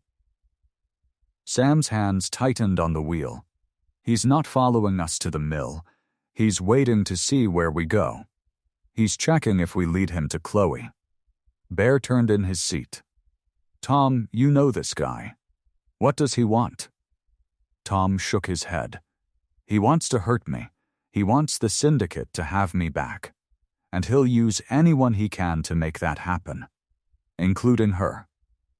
Sam drove past the mill road. He kept going. He took 2 more turns, then pulled onto an old logging trail that cut through the pines. The black sedan followed. "He's committed now," Bear said. He's not turning back. Sam drove until the trees opened up into a clearing. The old mill stood ahead, crumbling and gray, its windows dark and broken. He parked the truck. The other truck pulled in behind him. The black sedan stopped at the edge of the clearing. The door opened. Dante Vicario stepped out. He wore a crisp, dark suit that stood out against the dust and weeds. He carried a briefcase. His smile was thin and sharp. Sam climbed out. Bear and Tom followed. The other bikers fanned out behind them. Dante walked forward, stopping about 20 feet away. He looked at Tom with something close to affection, but it was cold and empty. "You know why I'm here," Dante said. His voice was smooth and calm. "The syndicate wants you back, Sheriff, and the little girl will make it easier." Tom stepped forward. "You'll never touch her." Dante laughed. It was a quiet, flat sound. "I don't need to touch her. I just need you to come along, Sheriff. If you don't, I have a few surprises, like a bomb in a church bell tower." He tilted his head. "But maybe I'll save that for later." Sam moved in front of Tom. His voice was low and steady. "You'll never touch her." "Not now." "Not ever." Dante smiled. "We'll see, Prez." Then he turned, slipped back into his sedan, and drove off in a spray of dust. The clearing went silent. The men stood there, hearts pounding. The danger was real, and it was far closer than any of them wanted to admit. Back at the farm, they gathered in the kitchen. The plan had failed, but the warning had been delivered. And now there was no time to waste, not if they were going to keep Chloe safe. Wednesday morning came with a soft mist hanging over the lake. Chloe woke early and padded downstairs in her bare feet. The house felt empty, too quiet. She found a note from Sam on the kitchen counter, gone to check fences. "Be back soon." But he wasn't checking fences. She knew that when she saw his truck still in the driveway. He was on the porch. Someone was with him. She recognized the voice. "Tom," she stopped in the doorway, hidden behind the screen door. Their voices carried through the thin morning air. She knew she shouldn't listen, but her feet wouldn't move. "I'm her father, Sam." Tom's voice was rough and low. "I can't stand by and let her be used." Chloe's blood went cold. Her heart started beating a wild, panicked rhythm. Sam was quiet for a long moment. Then he spoke. "You think I don't know that? Tom, she's been my life for 16 years, but she's yours too. And I should have told her. I should have told both of you the truth a long time ago." Chloe stepped out onto the porch. Her voice came out weak and small. "What did you say?" Both men turned. Chloe couldn't call the emotion on their faces. Tom's eyes went wide and his mouth opened, but no words came. Sam just looked down at his hands, like he was ashamed. "Chloe," Sam said, "sit down." "I don't want to sit." She was shaking now. "I want the truth." Sam nodded slowly. 15 years ago, you were brought to me. I'm not your biological father. We were with Tom. Tom was an undercover agent. It was what he did for the FBI. He helped bring down a criminal syndicate. He had you with a woman named Isabella, and to protect you, he had to let you go. Chloe's hands curled smaller. "So all this time, you knew." "Every day," Sam said. She turned to Tom. "And you moved here. You watched me grow up. You became the sheriff. And you never told me." Tom looked up, a man working to hold in his tears. "I've wanted to, honey." His voice barely came out. 1,000 times. "But I had to get out of my system. If they knew I was close to you, they would use you. And they still are. Is that why you're here now? Because someone's after you?" Tom nodded. His name is Dante. He's been hunting me for years. He got out early. He's coming for me. And he might use you to get that. Chloe took a step back from him. Her chin lifted, a cold thing. You put me in danger. You lied to me every day. Sam, you lied to me too. She turned and ran. She moved toward the lake and wasn't thinking about the path. Her feet hit the ground hard, and tears stung her eyes. People just kept lying. People kept pretending. The lake was calm and steel gray in the morning light. She stood at the edge of the water. She wanted to scream. Then she heard footsteps behind her. It was Wolf, one of the bikers, the one with sad eyes and quiet voice. He sat down on a rock. He didn't say anything for a long time. I get it, he said. You feel like your whole life is a lie. Like you know, she said, wiping her cheek, angry. Actually, girl, he said, I do. I spent 7 years running from who I was. I did bad things, things I can't take back, and I ran from everyone who tried to help me. Then one night, I was in this old building that caught fire. I was trapped. I had given up. I was sure I was done. And then the fireman that rode in. His name was Sam Cross. He wasn't on shift. He just saw the smoke. He wrapped his arm around me and dragged me down the stairs. He got 3rd-degree burns on his arm doing it. I never saw him in a police station. Chloe listened. Sam saved your life? He saved more than that. He gave me a second chance. Wolf paused. People can change sometimes. The ones who love you, they can change for you too. He stood up and put a hand on her shoulder. Your old man made mistakes. So did the sheriff. But they're here. They're staying. That means something. Chloe sat by the water for a long time. The gray sky slowly turned to gold, warm sunset light. The mixture of the lake looked like it was on fire. She walked back to the farmhouse. On the porch, he was there. Tom was sitting and looking at his hands. Sam stood beside him. Chloe stopped in front of all of them. The storm and her faded, but not enough. She looked at Tom, and her voice carried a heavy weight. I don't forgive you. Not yet. Tom nodded a slow, heavy nod. He didn't say anything. Tears began to fall down his cheeks.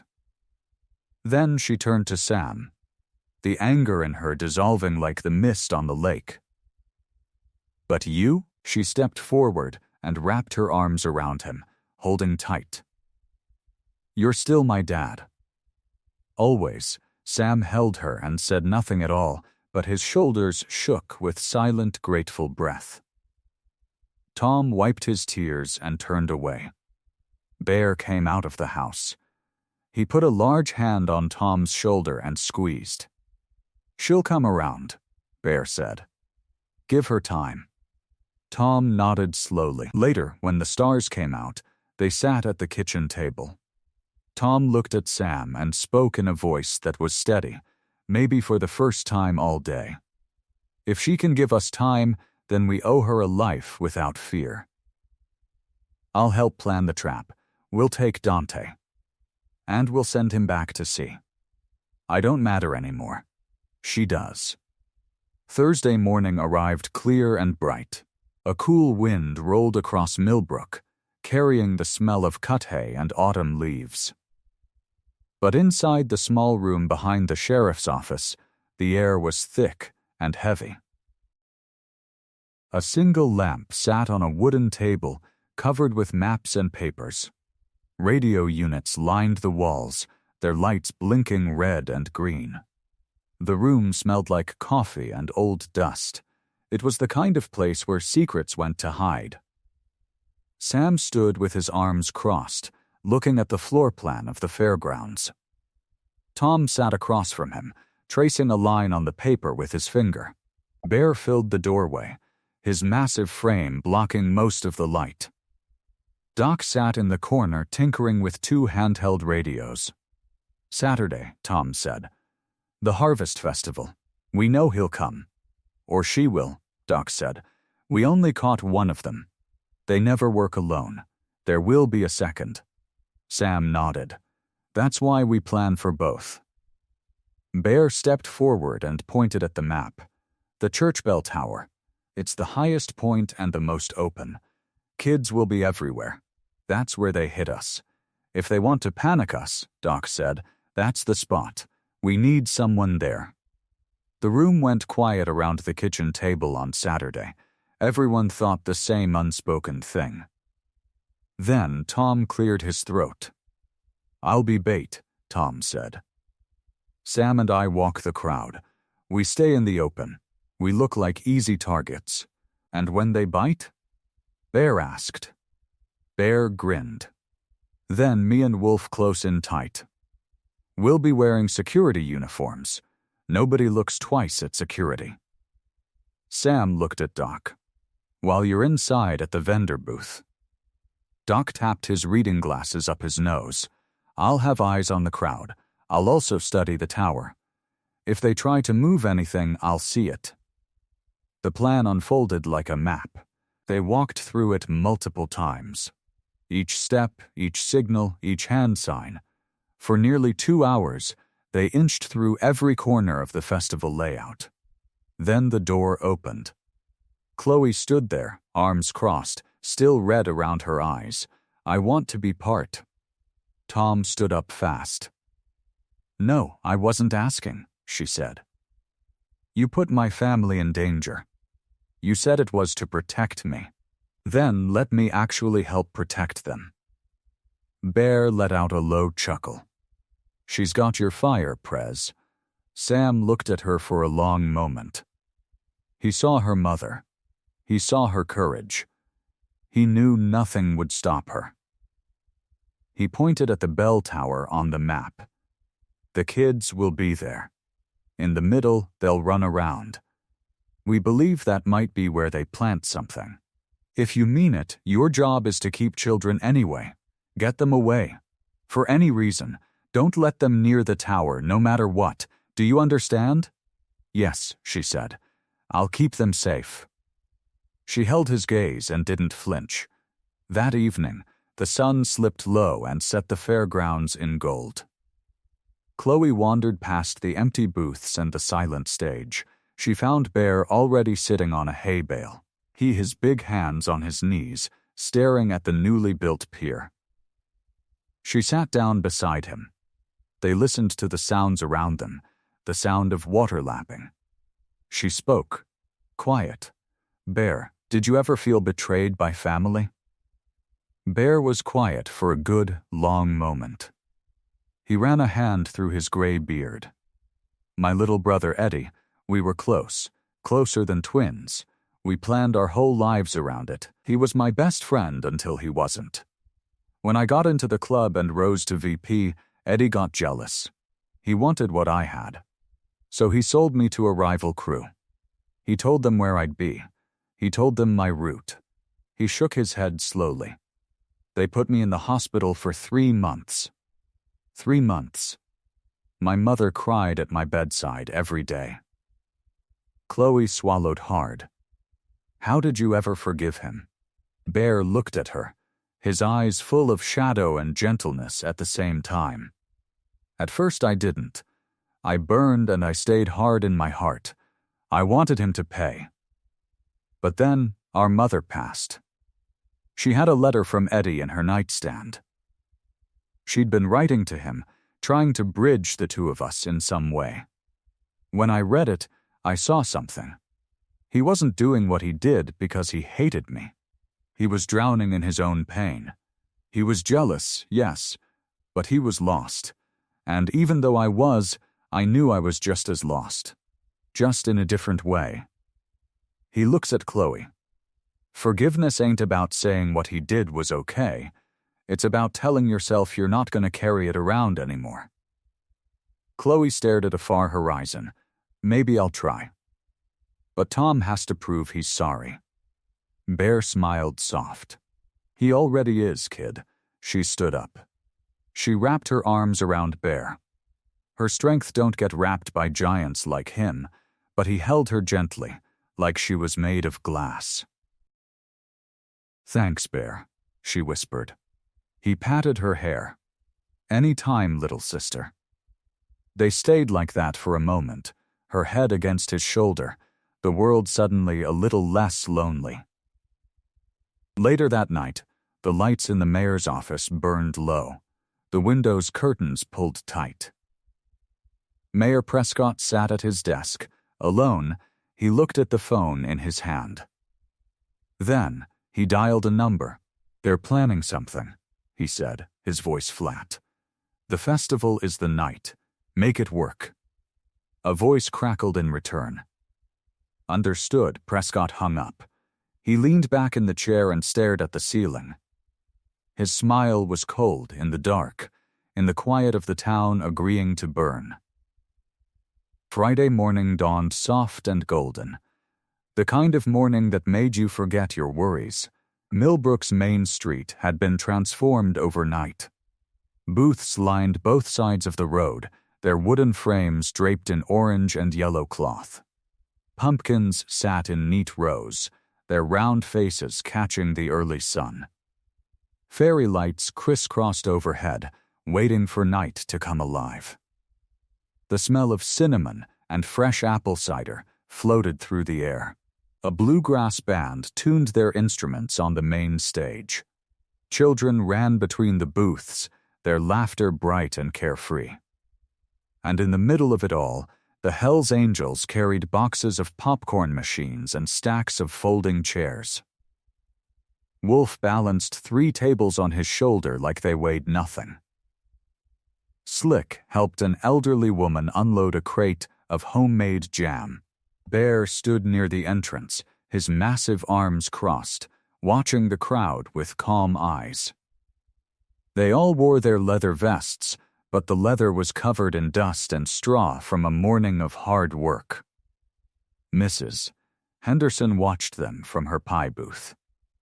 She shook her head slowly, a smile tugging at her lips. Never thought I'd see the day, she muttered. Bikers setting up church picnic tables. Doc walked past with a roll of extension cords. We're full of surprises, ma'am.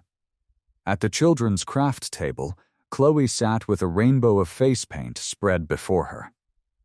A line of little kids waited with wide eyes. She painted a tiger stripe on one boy's cheek. She added butterfly wings to a little girl's forehead. Her hands were steady. Her smile was warm. Anyone watching would think she didn't have a care in the world.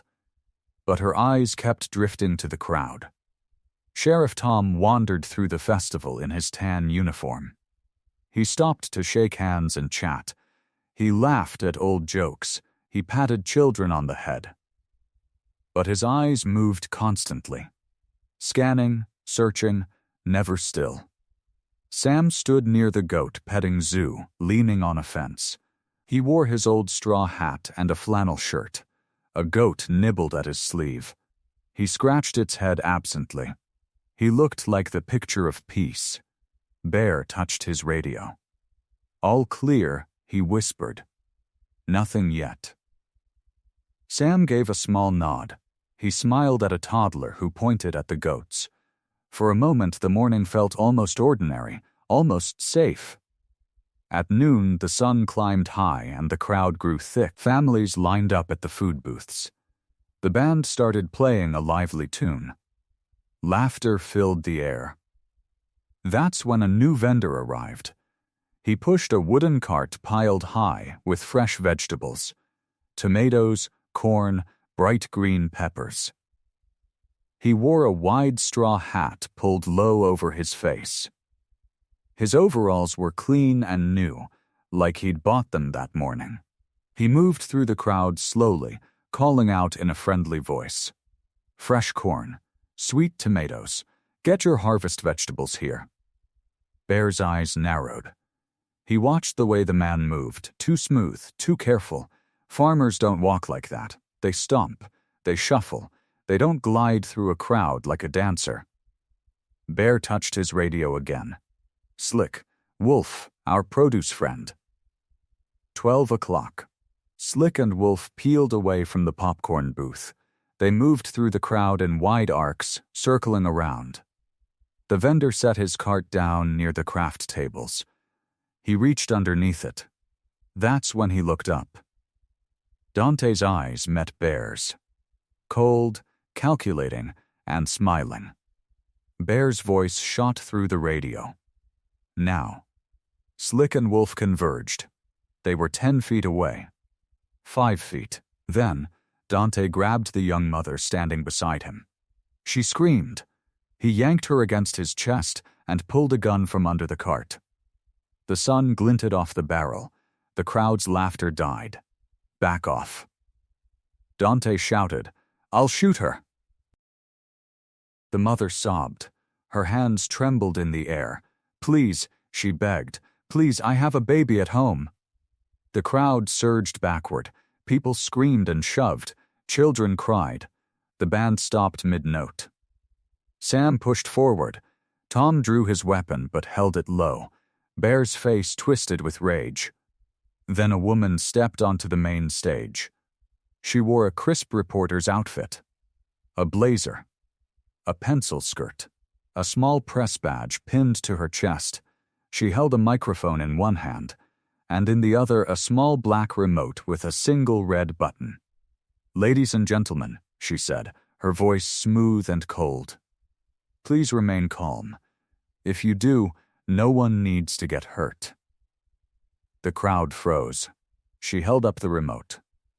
"This detonator is connected to a bomb in the church bell tower. Where your children are." A horrible silence fell. "I can see you thinking," she continued. "Wondering if I'm lying. I'm not." Watch. She pressed a small switch on the side of the remote. A red light blinked on. High above, in the bell tower, a low hum began to pulse. It was soft, but everyone felt it in their chests. Her smile widened. "Your children are up there, having a tour of the tower. All those innocent little faces. If the sheriff and the farmer don't come with me now, I will press this button, and they will all die." The crowd's fear turned to fury. They turned toward Sam and Tom. Accusing eyes, pointing fingers. Voices rose in a terrible chorus. It's their fault. They brought this here. Give them what she wants. Sam stood frozen, his heart pounding. Tom's hand shook on his gun. Chloe grabbed the children at her table and pulled them close, her eyes wide with terror. The trap had closed, and the town of Millbrook had turned on its protectors. The crowd's voice rose into a single, terrible roar. It's their fault. They brought this here. Fingers pointed, eyes burned with fear and hate. The people of Millbrook had turned into a mob. Mayor Prescott stood near the stage, one hand over his mouth in fake horror, but his eyes were bright. He watched the chaos like a man watching his favorite team win. Sam looked at Tom. Tom looked at Sam. No words passed between them. None were needed. Sam raised his hands high. "Take us," he shouted. His voice was steady, even though his heart was breaking. "Let the hostages go. We'll go with you peacefully." Tom holstered his weapon and raised his hands too. "He's right. You want us. Here we are. Just let the girl go." The fake reporter smiled. It was a cold, thin smile that never reached her eyes. Touching. "Get in the truck." A dusty pickup truck sat by the curb. Its engine was already running.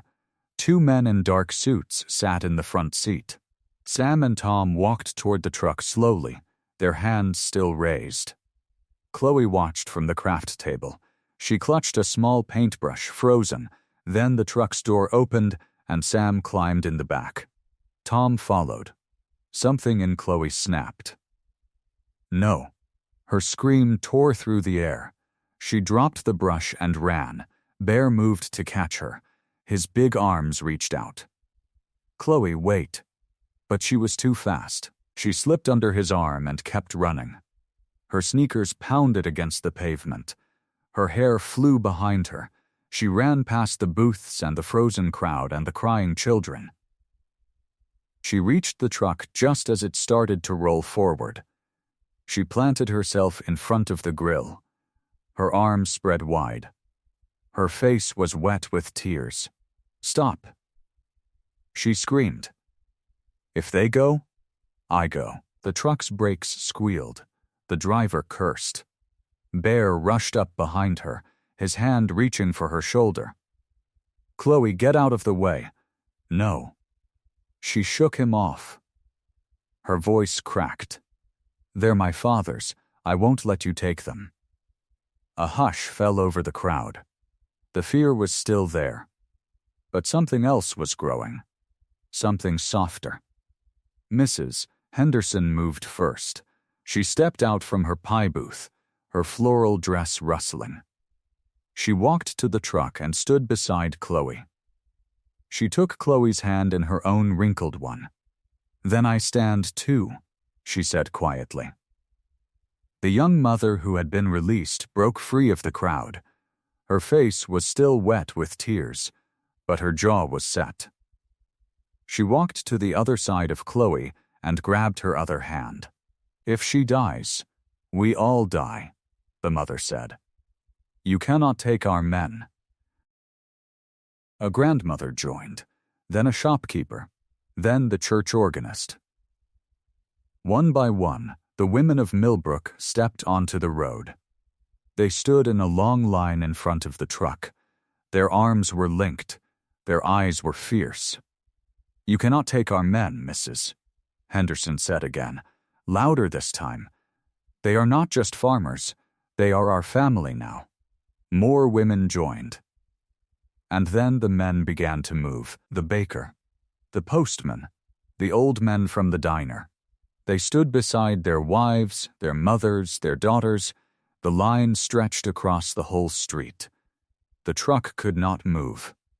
Not with all of Millbrook standing in its way.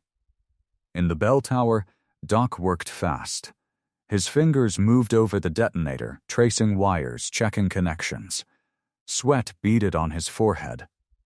Then, he stopped. He stared at the bomb. The wires were cut. Clean and neat. The detonator was dead. His own work. From that morning.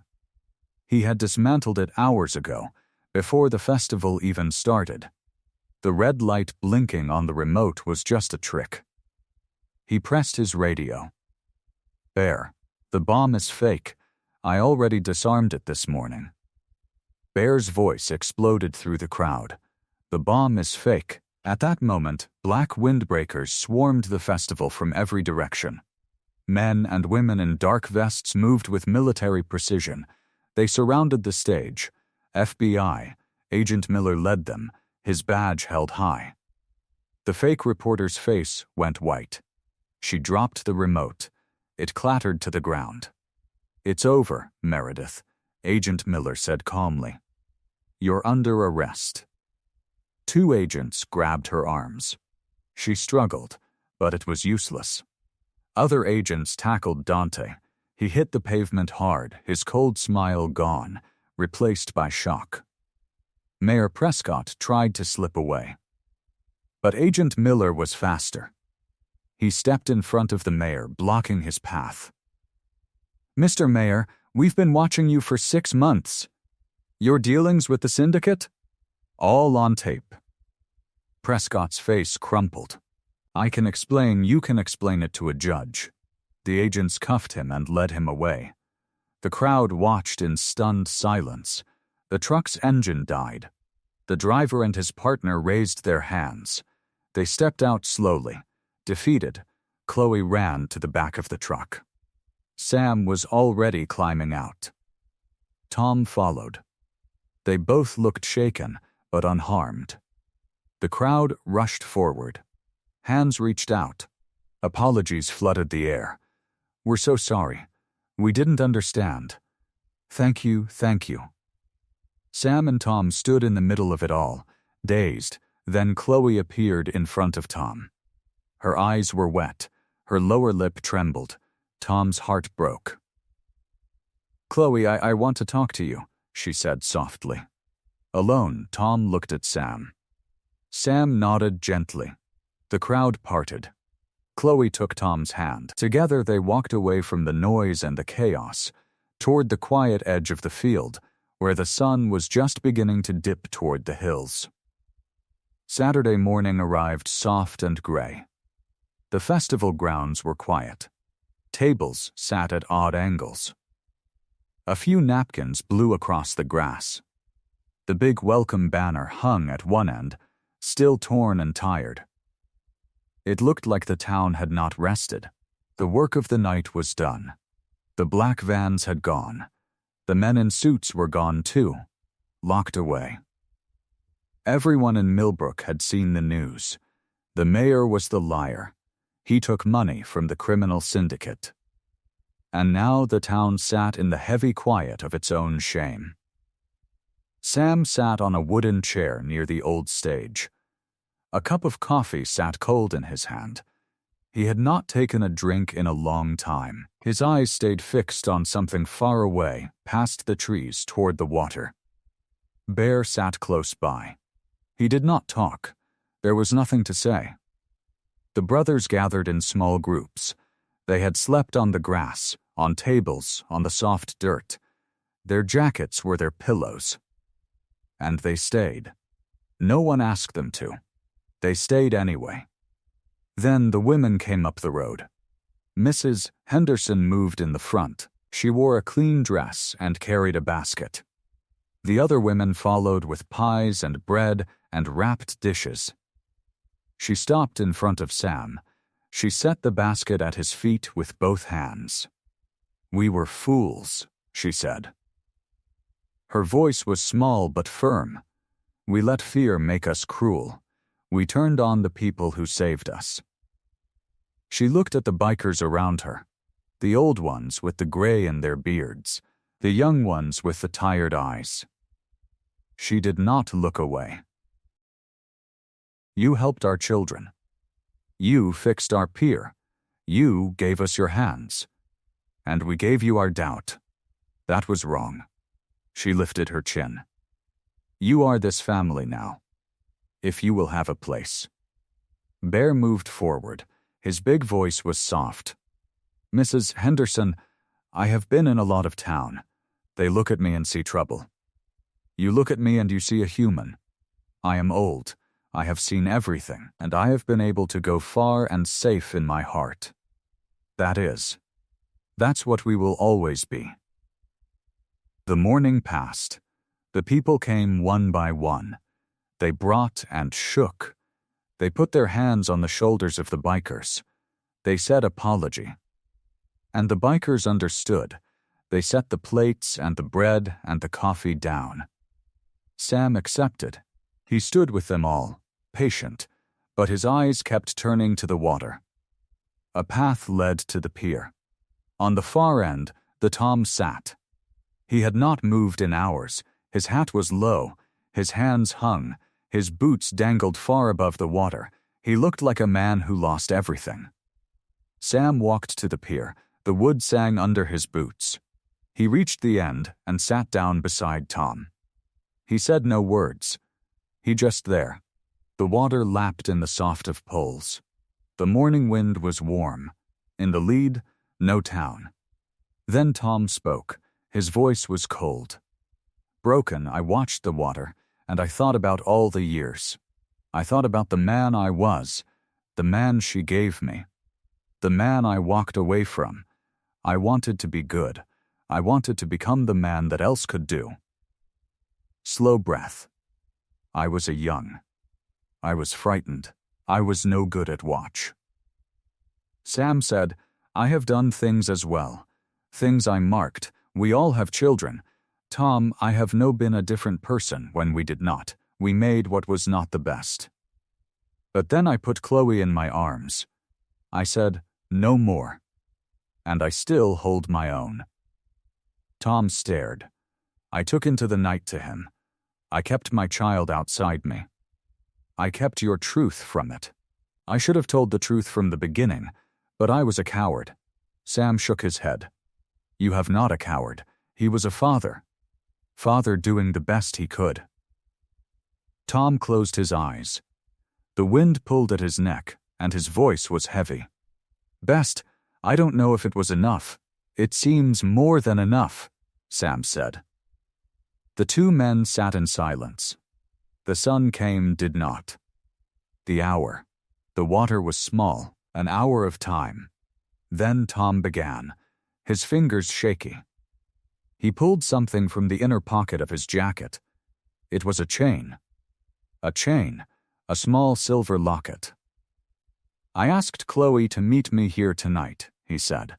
"I want to give her the locket that belonged to her mother." He looked at the locket and closed his hand. "Warm, I've kept it. All these years. I was afraid. But tonight I will be not a child. I will be not afraid." Good. It was a large hand. Sam squeezed his shoulder. They managed the peace. Then they rose. They walked back along the pier, the wooden boards solving their own time. When they reached the shore, Sam saw something stop. On the other side of the pier, near the far end of grass, in the shade, stood Chloe. She had not come near. She had been watching. She stood still with her arms at rest, her small coat wrapped around her. She did not go towards them. Nobody, not yet. Tom saw her. For a moment he did not move. Then he could step forward. He kept facing the walking. Sam left. He let them continue. The locket in Tom's chest was bearing. This evening it would be in the arms, and the girl stood for a while at the shore, watching, waiting. Before she walked the other way, still, the sun sank low over Millbrook, painting the lake in shades of gold and pink. The air was warm and still. Crickets began their evening song. Tom sat at the end of the pier. Alone, the wooden boards were cool beneath him. He held the small silver locket in his weathered hands, turning it over and over. His thumb traced the tiny engravings along its edge. It had been in his pocket every day for 16 years. He heard footsteps behind him. Light ones. Careful ones. Chloe stopped a few feet away. Her arms were crossed. Her face was hard to read in the fading light. Tom looked up, but said nothing. He simply opened his palm, letting the locket catch the last rays of sun. "I want you to have this," he said softly. Chloe did not move. She looked at the locket, then at him. Her eyes searched his face. Tom opened the clasp. Inside, a tiny portrait nestled against worn velvet. A woman with dark hair and a smile that curved exactly like Chloe's. "Your mother," Tom said. Her name was Isabella. Chloe stepped closer, just a little. She could see the face now. She touched her own mouth almost without thinking. "She was a dancer," Tom said. He spoke slowly. "She was beautiful. The most beautiful thing I ever saw." He paused.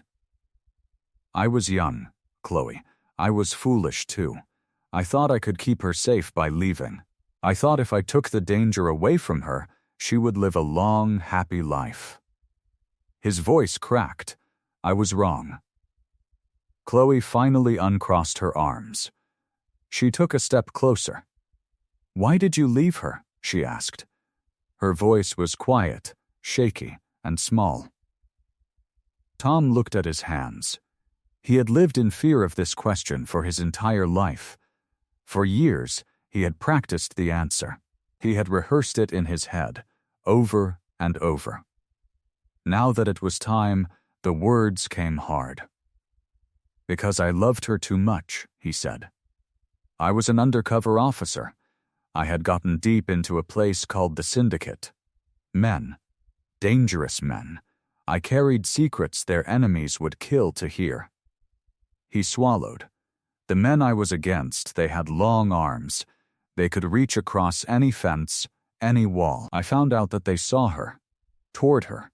I could not let them win. He looked at her, and his eyes were wet. I made the worst choice of my life, Chloe. He left them. I had to. It was the only way I suspected that I could ever walk away. I was visiting the police. She was pregnant when I left. Chloe's breath caught. She did not know that. His voice broke again. Your mother died when you were born, and I was not there. I was gone. I did not know for months. When I found out, I wanted to die. He paused, clutching the locket.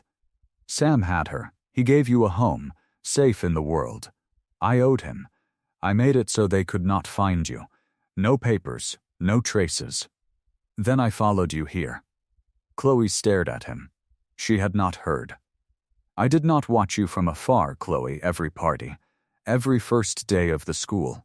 Every time you fell off your bike, scraped your knee, I saw you. The window. From the street. From the edge of the crowd. Tears ran down his cheeks. I was there for all of it. All I wanted to do was walk up and hug you, hold you, carry you and home. But I could not. If the syndicate knew we were close, they would use you to get me. So I loved you from a shadow. Silence settled over the pier. The moon had begun to rise over the lake, pale and quiet. Chloe did not say a word. She reached out and took the locket from his hand. Her fingers closed around it. Warm, she looked at the portrait again. Her mother's smile, her own smile staring back. I need time, she said at last. Tom nodded because he had no other words. But I'm not angry, she said. I just don't know how to feel. She turned and walked away up the pier. The locket swung in her hand, a small silver glow in the night. She held it tight. Tom watched her go. He watched her grow with every step as the distance is wrong. Tears streamed freely down his face. He whispered into the dark. That's more than I hoped for. The water, the clouds, the tired night. A pair of boots thudded on the wood behind him. Sam sat down without asking. The two men sat in silence and watched the moon rise over the lake. She'll come around, Sam said after a while. She's a good kid. Tom let out a breath he had been holding for 16 years. He nodded and looked at his friend. Brotherhood, Sam said. That is what I have. You need to see it in your eyes. The two men looked toward the water, the moon, and the stars that were scattered, gentle in the night. Sunday morning arrived soft and bright. The fairground sat quiet and open, with dew still sparkling on the grass. A few tents stood empty, waiting for the harvest festival. The air smelled like fresh hay and clean earth. Bear knelt beside a small boy named Joey. Joey was maybe 7 years old, the son of the feed store owner. He had a shiny red bicycle with training wheels that had just been taken off. His knees were scraped from earlier tries. His lip trembled. You got this, little man, Bear said. His voice was a low rumble but gentle. Look at me. Where do you want to go? Joey pointed at the far end of the fairgrounds. The big tree. Good. That's your goal. Now, here's the secret. You don't look at your feet. You look at the tree. Your body follows your eyes. You look where you want to go, and you'll get there. Joey nodded, gripping the handlebars. Bear held the back of the seat, his huge hands steady. Ready? Joey pushed off. The bike wobbled. Bear jogged alongside, one hand still on the seat. Joey's face scrunched with focus. He kept his eyes on the big oak tree, The wobble smoothed out. He pedaled faster. "You're doing it," Bear called. "You're doing it." Joey laughed, a bright sound that carried across the grass. He reached the tree and stopped, turning around with wide eyes. "I did it." Bear clapped his big hands together. "You sure did. Now ride back." Joey took off again, more confident this time. Bear watched with a proud smile, hands on his hips. Chloe walked across the fairgrounds. She wore a simple blue dress and carried the silver locket in her palm, not around her neck yet. She climbed onto a hay bale near the edge of the grass and sat down. The locket caught the morning light. Bear noticed her. He gave Joey a thumbs up and walked over, his boots crunching on the gravel. He sat on the hay bale beside her, leaving a respectful space between them. "That boy just learned something important," Bear said. "He learned that fear is just a wobble. You keep your eyes on where you're going, and the wobble goes away." Chloe looked at the locket. She turned it over in her fingers. "I've been thinking about that," she said. "About where I'm going, and where I came from." Bear nodded. He didn't rush her. "My brother," he said slowly, "I blamed him for everything. For years. I thought hate was my armor. I wore it like a jacket. It kept people out, it kept the pain out, but it also kept the warmth out." He paused, looking at the boy on the bicycle. "The Prez showed me something different. He showed me that forgiveness is the real armor. It doesn't change the past, but it frees your future." Chloe looked at him. Her eyes were wet, but she did not cry. "How do I forgive a man who wasn't there?" Bear turned to face her. His voice was soft, almost a whisper. "You start by noticing who is there now." Chloe blinked. She looked down at the locket. Then she looked across the fairgrounds, where Sam stood near the fence, talking with Doc. Sam glanced over and gave her a small wave. She waved back. Bear smiled. "That's the first step, kid. That's the first step." Later that afternoon, the farmhouse was quiet. Sunlight streamed through the kitchen windows. Sam poured 2 cups of coffee and set one in front of Bear at the worn wooden table. Bear sat down heavily. "That was a good morning." Sam nodded.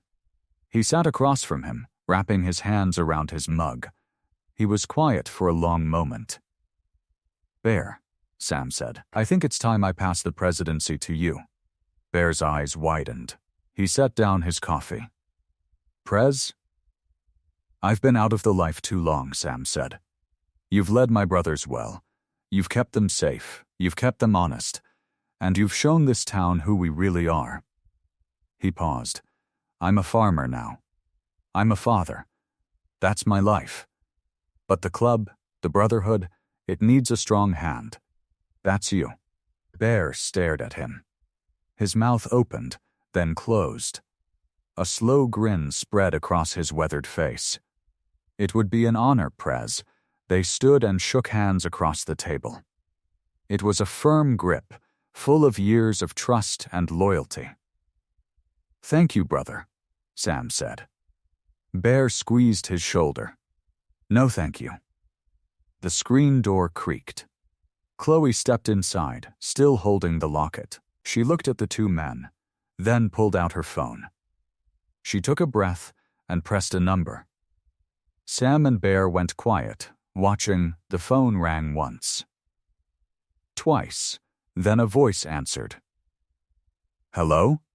Chloe's voice was steady. "Tom? I'm not sure what to call you yet, but I'd like you to come to the cookout next Saturday, the one we're planning for everyone." There was a long pause on the other end, then a shaky breath. "I'll be there, Chloe, I'll be there." Chloe smiled. It was small, but it was real. She closed the phone and looked at Sam. Sam nodded, his eyes bright. "Good girl." Bear lifted his coffee cup. "To family," he said. Sam raised his mug. To family. Chloe held the locket tight in her hand.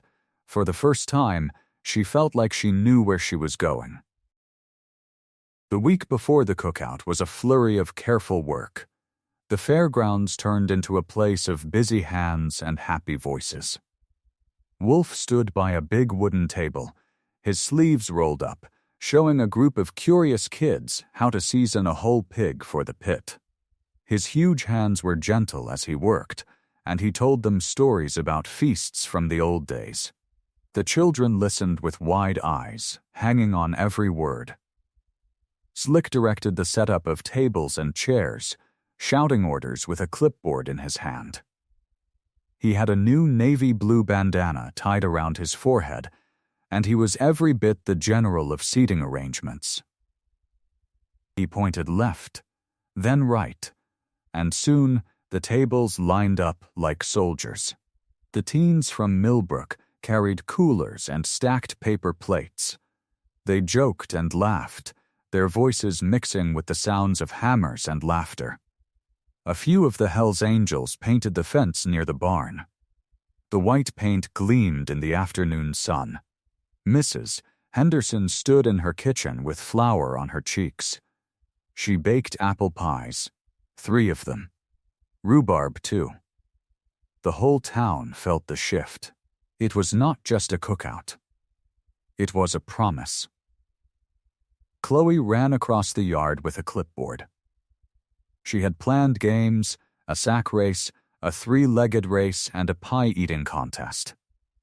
She marked spots on the grass with little flags. Her smile was wide. She laughed when a group of kids knocked the flags over. Slick set up long tables near the orchard. He covered them with red and white checkered cloths that Mrs. Henderson had brought from her attic. Wolf built a fire pit and started the smoker. The smell of slow-cooking meat drifted through the air. Tom arrived every afternoon. He never stayed long, but he always stayed a little longer than the day before. He helped fix a loose fence post. He carried chairs. He asked Sam about the tomatoes. The words were simple, but they were real. On Friday, the sun began to dip low. Chloe found Tom near the old barn. She held a string of white lights in her hands. "Can you help me with these?" she asked. Tom nodded. They worked together in the quiet golden light. They hung the lights along the wooden beams. Dust floated in the air. A barn cat purred and wooned between their feet. Chloe picked up the cat and held it close. It was a small orange thing with bright isahan. She stroked its fur, thinking, then she took a breath. "I've been thinking," she said. "About what you said, about being there." Tom stopped what he was doing.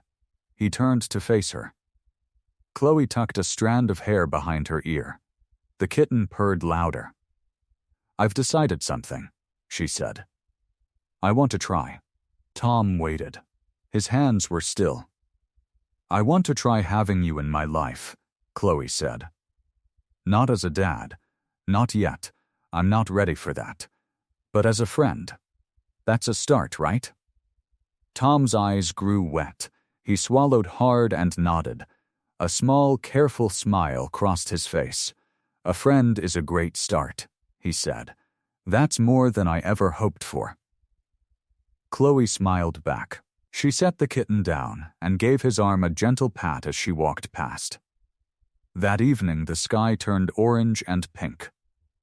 Chloe stepped out onto the porch. Tom was standing at the bottom of the steps, getting ready to leave Mag. She walked down and hugged him. It was quick, but it was real. Sam was in the yard, splitting firewood. He stopped mid-swing when he saw them. His eyes softened. He set the axe down and nodded at Tom. It was a small nod, a nod that said, "I see you. Thank you. You're welcome here." Tom's chin rested on the top of Chloe's head. His arms held her carefully, like she was made of glass and gold. "Thank you," he whispered. Chloe pulled back and smiled. Just then, a truck rumbled down the dirt road. Bear rolled down his window, his arm hanging out, and honked. "Looking good, Prez and family." Chloe laughed. Tom wiped his eye. Sam leaned on his axe and watched the two of them, a quiet grin on his face. They stood there together, the three of them. Not perfect, not finished, but together.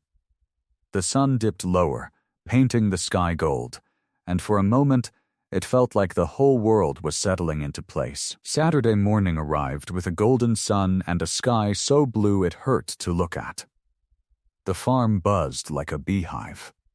Cars and trucks lined the road, and the motorcycles sat in neat rows near the barn. Their chrome sparkled in the light. The smell of smoked pork and barbecue sauce drifted through the air, making stomachs growl all across Millbrook. Kids ran between tables. Dogs barked and chased each other. The women of the church set out bowls of potato salad and coleslaw. The teens from the mechanic class carried jugs of lemonade and sweet tea. Music played from a small speaker near the stage, something old and twangy that made people tap their feet. Mayor Prescott was gone. Locked up. And in his place stood Mrs. Henderson's son, a soft-spoken man with kind eyes and a clean white shirt. His name was Edward, and he had run the town's small bank for years. People trusted him. He stepped onto the hay bale stage and cleared his throat. "Friends," he said, "today we celebrate. Not just the food, though it smells wonderful. We celebrate the way this town came together. We celebrate the fact that we learned something important. People are not always what they seem, and sometimes the best neighbors come in leather and boots." The crowd cheered. A few of the bikers tipped their heads and smiled. Edward raised his glass of lemonade. "To Millbrook. And to the new friends who make it home." Everyone cheered again. Dogs barked.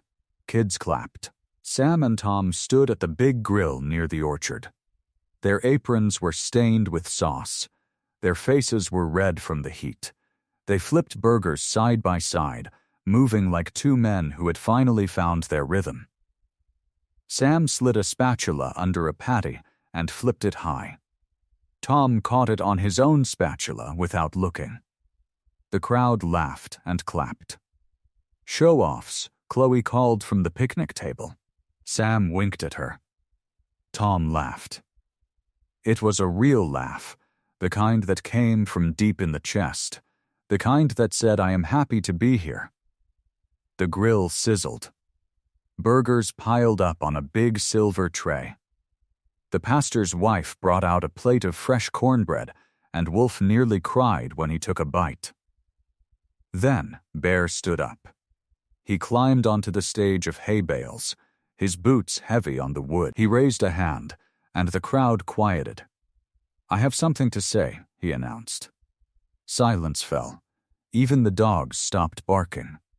Bear reached behind his back and pulled out a black leather vest. The president's patch gleamed on the chest. He held it up for everyone to see. "I'm stepping down as president of the High Mountain chapter," he said. The crowd murmured. "Because I'm passing it to a new leader, someone who is young, full of heart, and still learning how to ride." He placed the vest on an empty bucket. People laughed, thinking it was a joke. A vest on a bucket. The idea of it was funny. Then Bear scanned the crowd. His eyes found a boy near the front. Tyler, the teenager from the mechanic class. The one with grease under his nails and a spark in his eyes. Bear smiled and waved him forward. Tyler froze. His eyes went wide. "Me?" he mouthed. "Yeah, you," Bear said. "Get up here." Tyler walked to the stage like he was walking on clouds. His friends hollered and clapped. His mom covered her mouth with both hands. Bear met him at the edge of the stage and handed him a different vest. A clean one, dark leather with a small patch on the shoulder that read apprentice. "He's a biker in training," Bear announced. "And he'll have us old wolves watching his back every step of the way." Tyler took the vest. His hands shook. He held it up, then put it on. It was too big. The sleeves hung past his wrists, but he grinned like he had just won the world. The crowd erupted in cheers. Wolf stomped his boots. Doc clapped hard, and Chloe whistled loud enough to hurt everyone's ears. Tyler turned to Bear and said, "I won't let you down."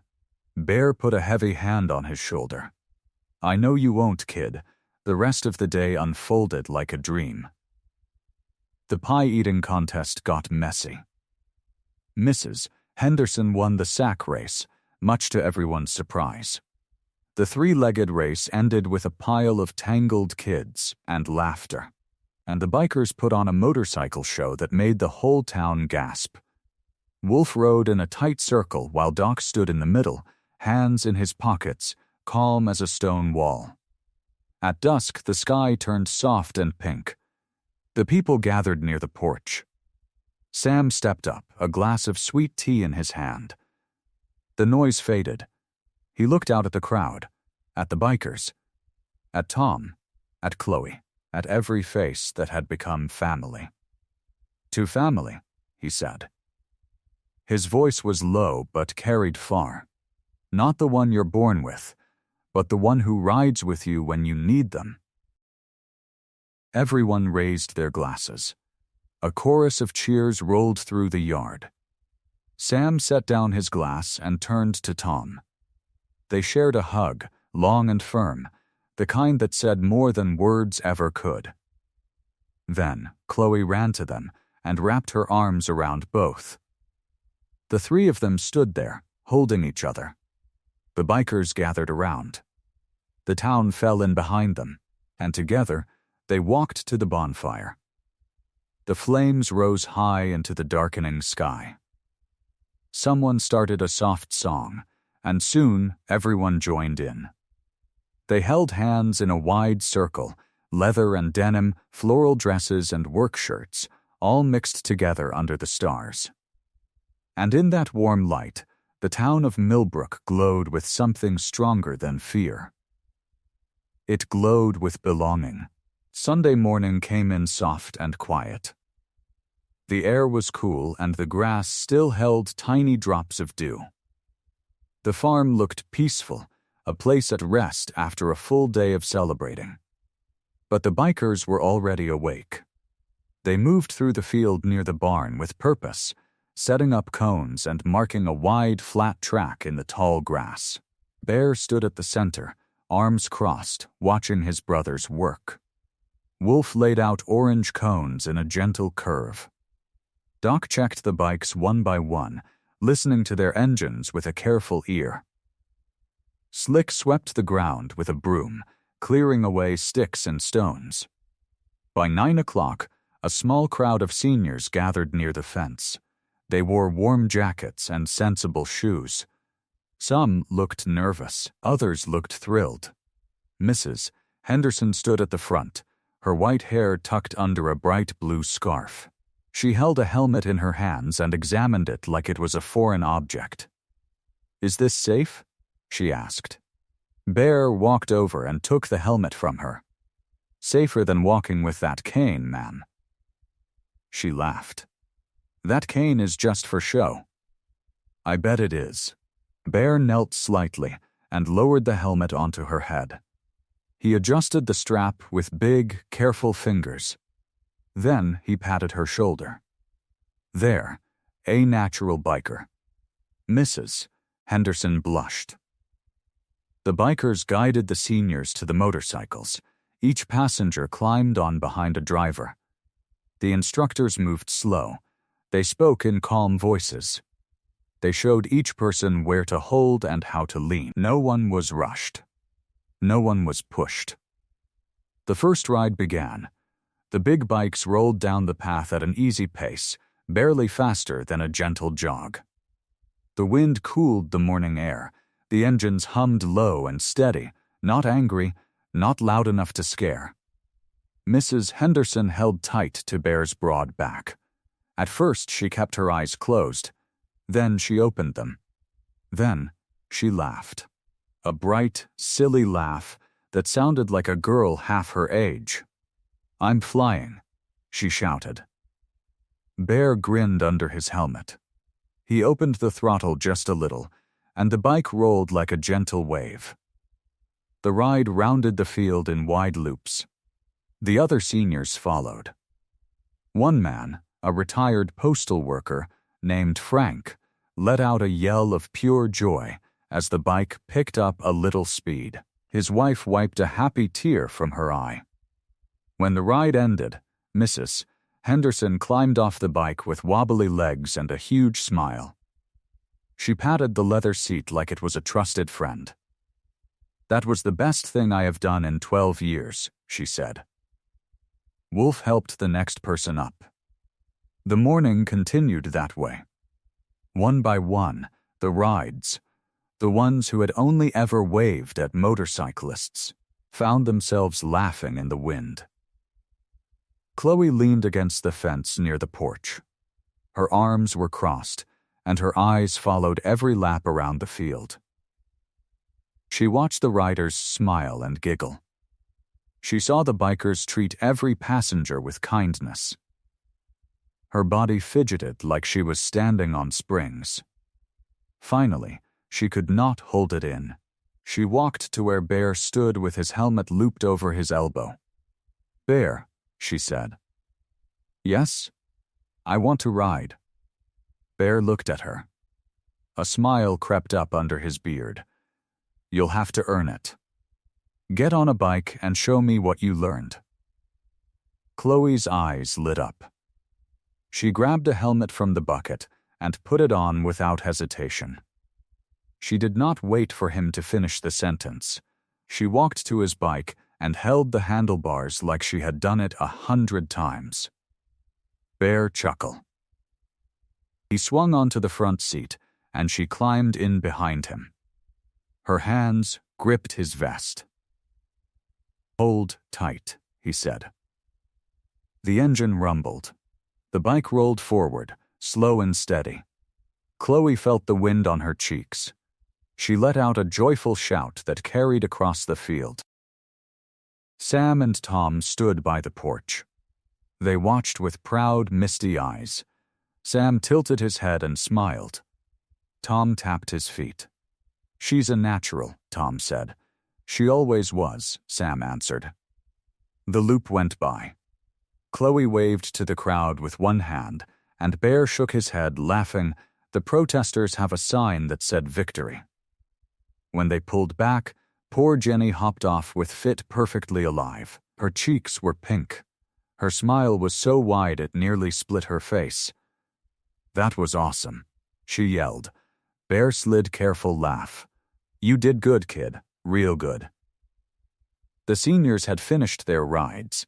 They gathered near the lawn chairs, laughing at the stories and comparing experiences. Mrs. Henderson held her helmet like a trophy. She looked like she had just discovered a new side to life. Sam knew the moment was right. He walked to the porch and pulled out a small, worn box from under the bench. The wood was dark and smooth, old and well kept.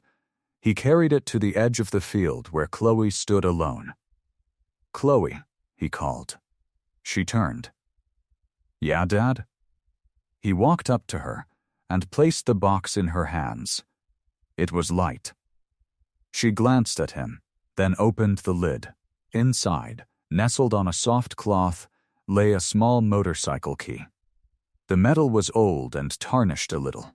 Wrapped around the side, someone had wound a silly piece of yarn in sun yellow. Chloe's breath hitched. "This belonged to your mother," Sam said. His voice was low, just for her very first bike. She spent a whole summer saving up for it.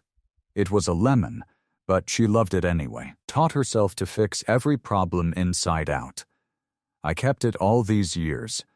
I was waiting for you to be old enough." Chloe held the key like it was a piece of treasure. She turned it over in her fingers. The metal was warm from Sam's pocket. "I think you're ready," Sam said. She looked up at him. Her eyes glistened. "Ready for what?" Sam pointed behind her. Where the fence curved around the orchard, near the big oak tree, sat a motorcycle. It was small and kind. On the gas tank, someone had painted the petals of big yellow sunflower with red paint like on the surrounding. Chloe let out a gasp. Her hands went to her mouth. She ran. Her feet pounded the grass. She stopped in front of the bike, moved. She touched the seat. She ran her fingers over the painted sun. She looked up at the sky, then back at Sam. 1,000 words piled up in her throat, but none of them came out. She jumped up and wrapped her arms around Sam. Her shoulders shook. "Thank you," she said. "Thank you, Dad." Sam hugged her tight. The stories of the past and the hope of the future. He drew a breath. "You take care of it, and you take care of yourself." She nodded and ran to the bike. Bear guided her on. He helped her sit straight and explained the levers, the brake, the clutch. She was a quick study. Her hands found the controls like she had known them all along. The engine turned over with a softer vibration. Bear guided her toward the field. They moved at a measured pace, slow, deliberate, until she began to get the feel. The first tiny turn.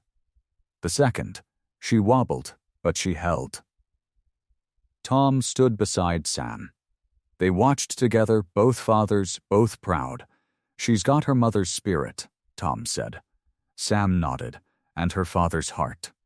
Together, they watched her ride in the morning light. The week passed like a gentle breeze through Millbrook. Word spread fast about the new sign at the town entrance. It stood tall and proud, fresh paint gleaming in the morning sun, a big wooden arch with letters carved deep and clear. "Welcome to Millbrook, home of the best damn farmers and bikers in the USA." Mrs. Henderson stood beneath it, with her hands on her hips.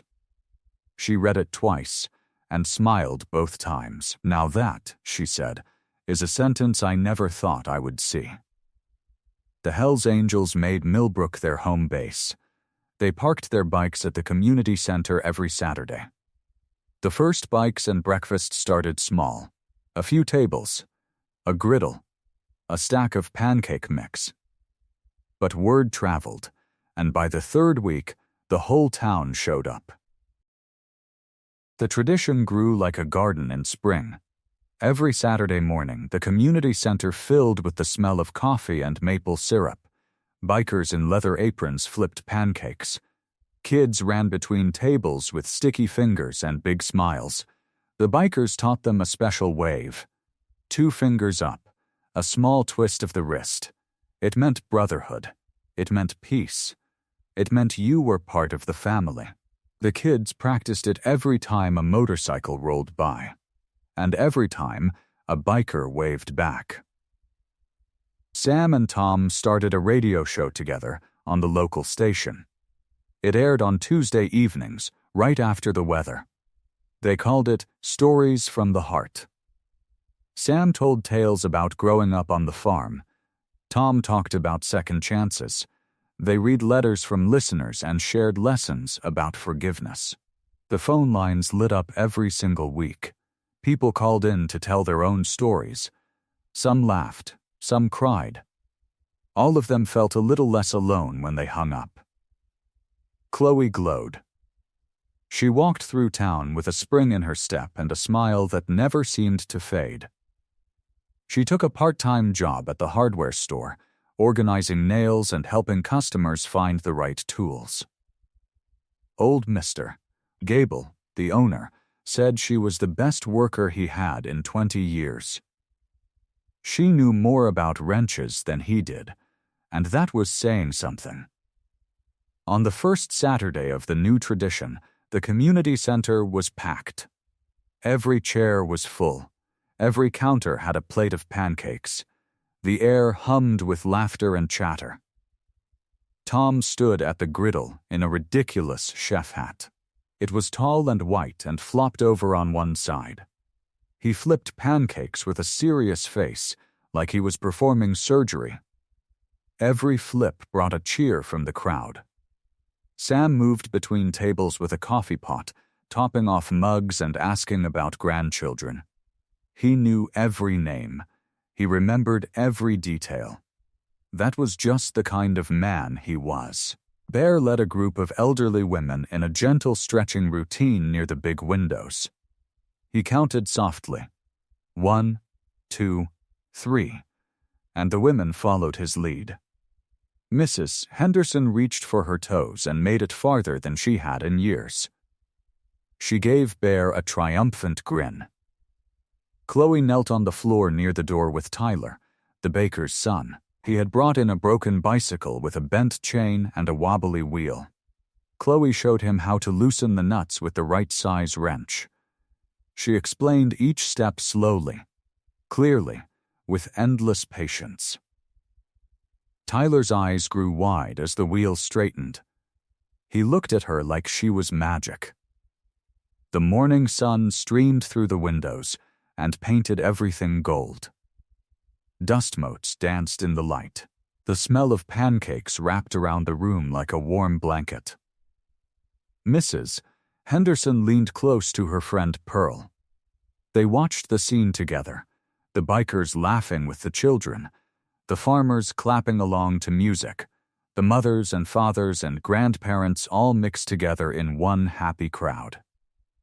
A year ago, we'd never have imagined this, Mrs. Henderson said softly. But now, this is what home looks like. Pearl nodded and squeezed her hand. Outside, the new sign stood bright against the blue sky. Someone called for a group photo. Everyone piled out the door and gathered in front of the arch. Bikers stood beside farmers. Kids sat on motorcycles. The elderly women held their helmets like trophies. Tom kept his silly chef hat on. Sam stood in the middle with his arm around Chloe.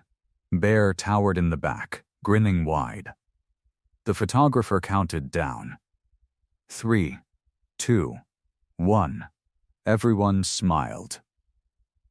The camera clicked, and in that single moment, all of Millbrook was captured, not as a town divided, but as one big, beautiful family. A few weeks slipped by like leaves drifting on the wind. Then one crisp autumn morning, Sam stood at the edge of his driveway, coffee mug in hand, watching the sky turn pink and gold. The air held a bite to it, the kind of chill that made you glad for a leather jacket. Bear arrived first, of course. His bike rumbled up the gravel road with the rest of the chapter close behind. Doc, Wolf, Slick, 18 riders in total, rolling into the farm like a parade of thunder. They parked in neat rows and dismounted with practiced ease, their boots crunching on the gravel. Bear clapped Sam on the shoulder. Beautiful morning for a ride, Prez. Sam smiled. Best kind. Tom pulled up in his patrol car a few minutes later. He stepped out wearing a denim jacket instead of his uniform. He looked lighter somehow, like a man who had put down a heavy weight. His helmet hung from his hand, and he gave a friendly wave to the bikers. Chloe came out of the house in her riding gear. The jacket was black leather, a little worn from use. Her helmet was tucked under her arm. She walked toward the garage and wheeled out her small motorcycle. The one Bear had helped her rebuild from pieces at a junkyard. It was red and shiny and a little wider than the others, but it was her bike, and she loved it. Sam watched her. and his heart nearly burst. She had grown so much, not just in height, but in confidence. She mounted her bike with the ease of someone with years of riding behind her, not just months by. She kicked the engine to life, and the sound filled the morning air. Bear shouted from the front of his own bike. "You ready for the big ride, little sister?" Chloe grinned. "I was born ready. And who told you that?" "You did." Bear let out a booming laugh that echoed across the fields. They formed a line. Bear led the pack from the front with Sam right behind him. Chloe rode straight between Sam and Tom. It was not a mistake.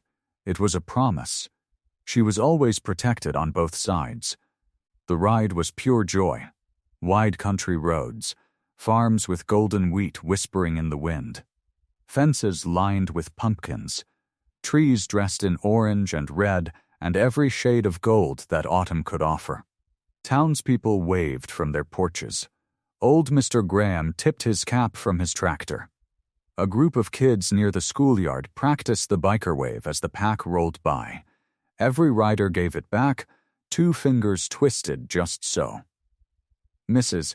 Henderson stood by her mailbox with a lemonade in hand. She raised it high as they passed. "That's a beautiful sight," she called out. "Enjoy the ride, my darlings." Chloe filled with warmth she could barely contain. In her whole life, she had never guessed that her heart could hold love for so many people. The road began to climb. The engines grumbled with the incline. The trees grew dense, then parted, revealing the lookout point as the miles opened into a wide, flat space overlooking the valley. They parked in a neat row facing the endless view. The engines died one by one, and the silence rushed in to fill the void. It was a good kind of silence, the kind that feels like comfort. They dismounted, took off their helmets, and one by one walked to the edge, now in a long line together. Below them, Millbrook stretched out like a picture in a storybook, the church steeple gleaming, the community center sending out a thin ribbon of smoke. The main street was filled with little toy-sized cars moving slowly. The new sign guarded the entrance. The fields were sectioned in patchwork rich in brown and gold. Chloe stood in the middle, Sam on her left, Tom on her right. She reached out and took each of their hands. The wind ruffled her hair. "I used to think I only had one dad," she said quietly. "Now I have 2. And about 20 uncles." Bear let out a soft chuckle and stepped closer. "And all of us will always ride for you, Chloe." The group gathered into one tired, weary circle. Children's voice rose and together, old leather and flannel and gray hair. They hugged the kids for a long moment. No one wanted to let go. The sun lowered on the horizon, December gold fading to amber pink. The clouds looked brushed pink. Sam pulled back first. "Come on, family. The road's still ahead." They mounted their motorcycles. Engines rumbled to life like a chorus of loyal hearts. The formed pack began to descend the winding road slowly. Each bike hugged the curves. Behind them, the future of possible. Ahead of them, in the valley below, glowing with the settling light, was Millbrook, and at its entrance, the sign gleamed warm and proud, its letters catching the final rays of sunset. Millbrook, where family grows tall. The sound of engines faded gently, turning into a warm, hopeful silence. I hope you like this story. Please share what's your favorite part of the story, and where in the world you are watching from. Have a wonderful day.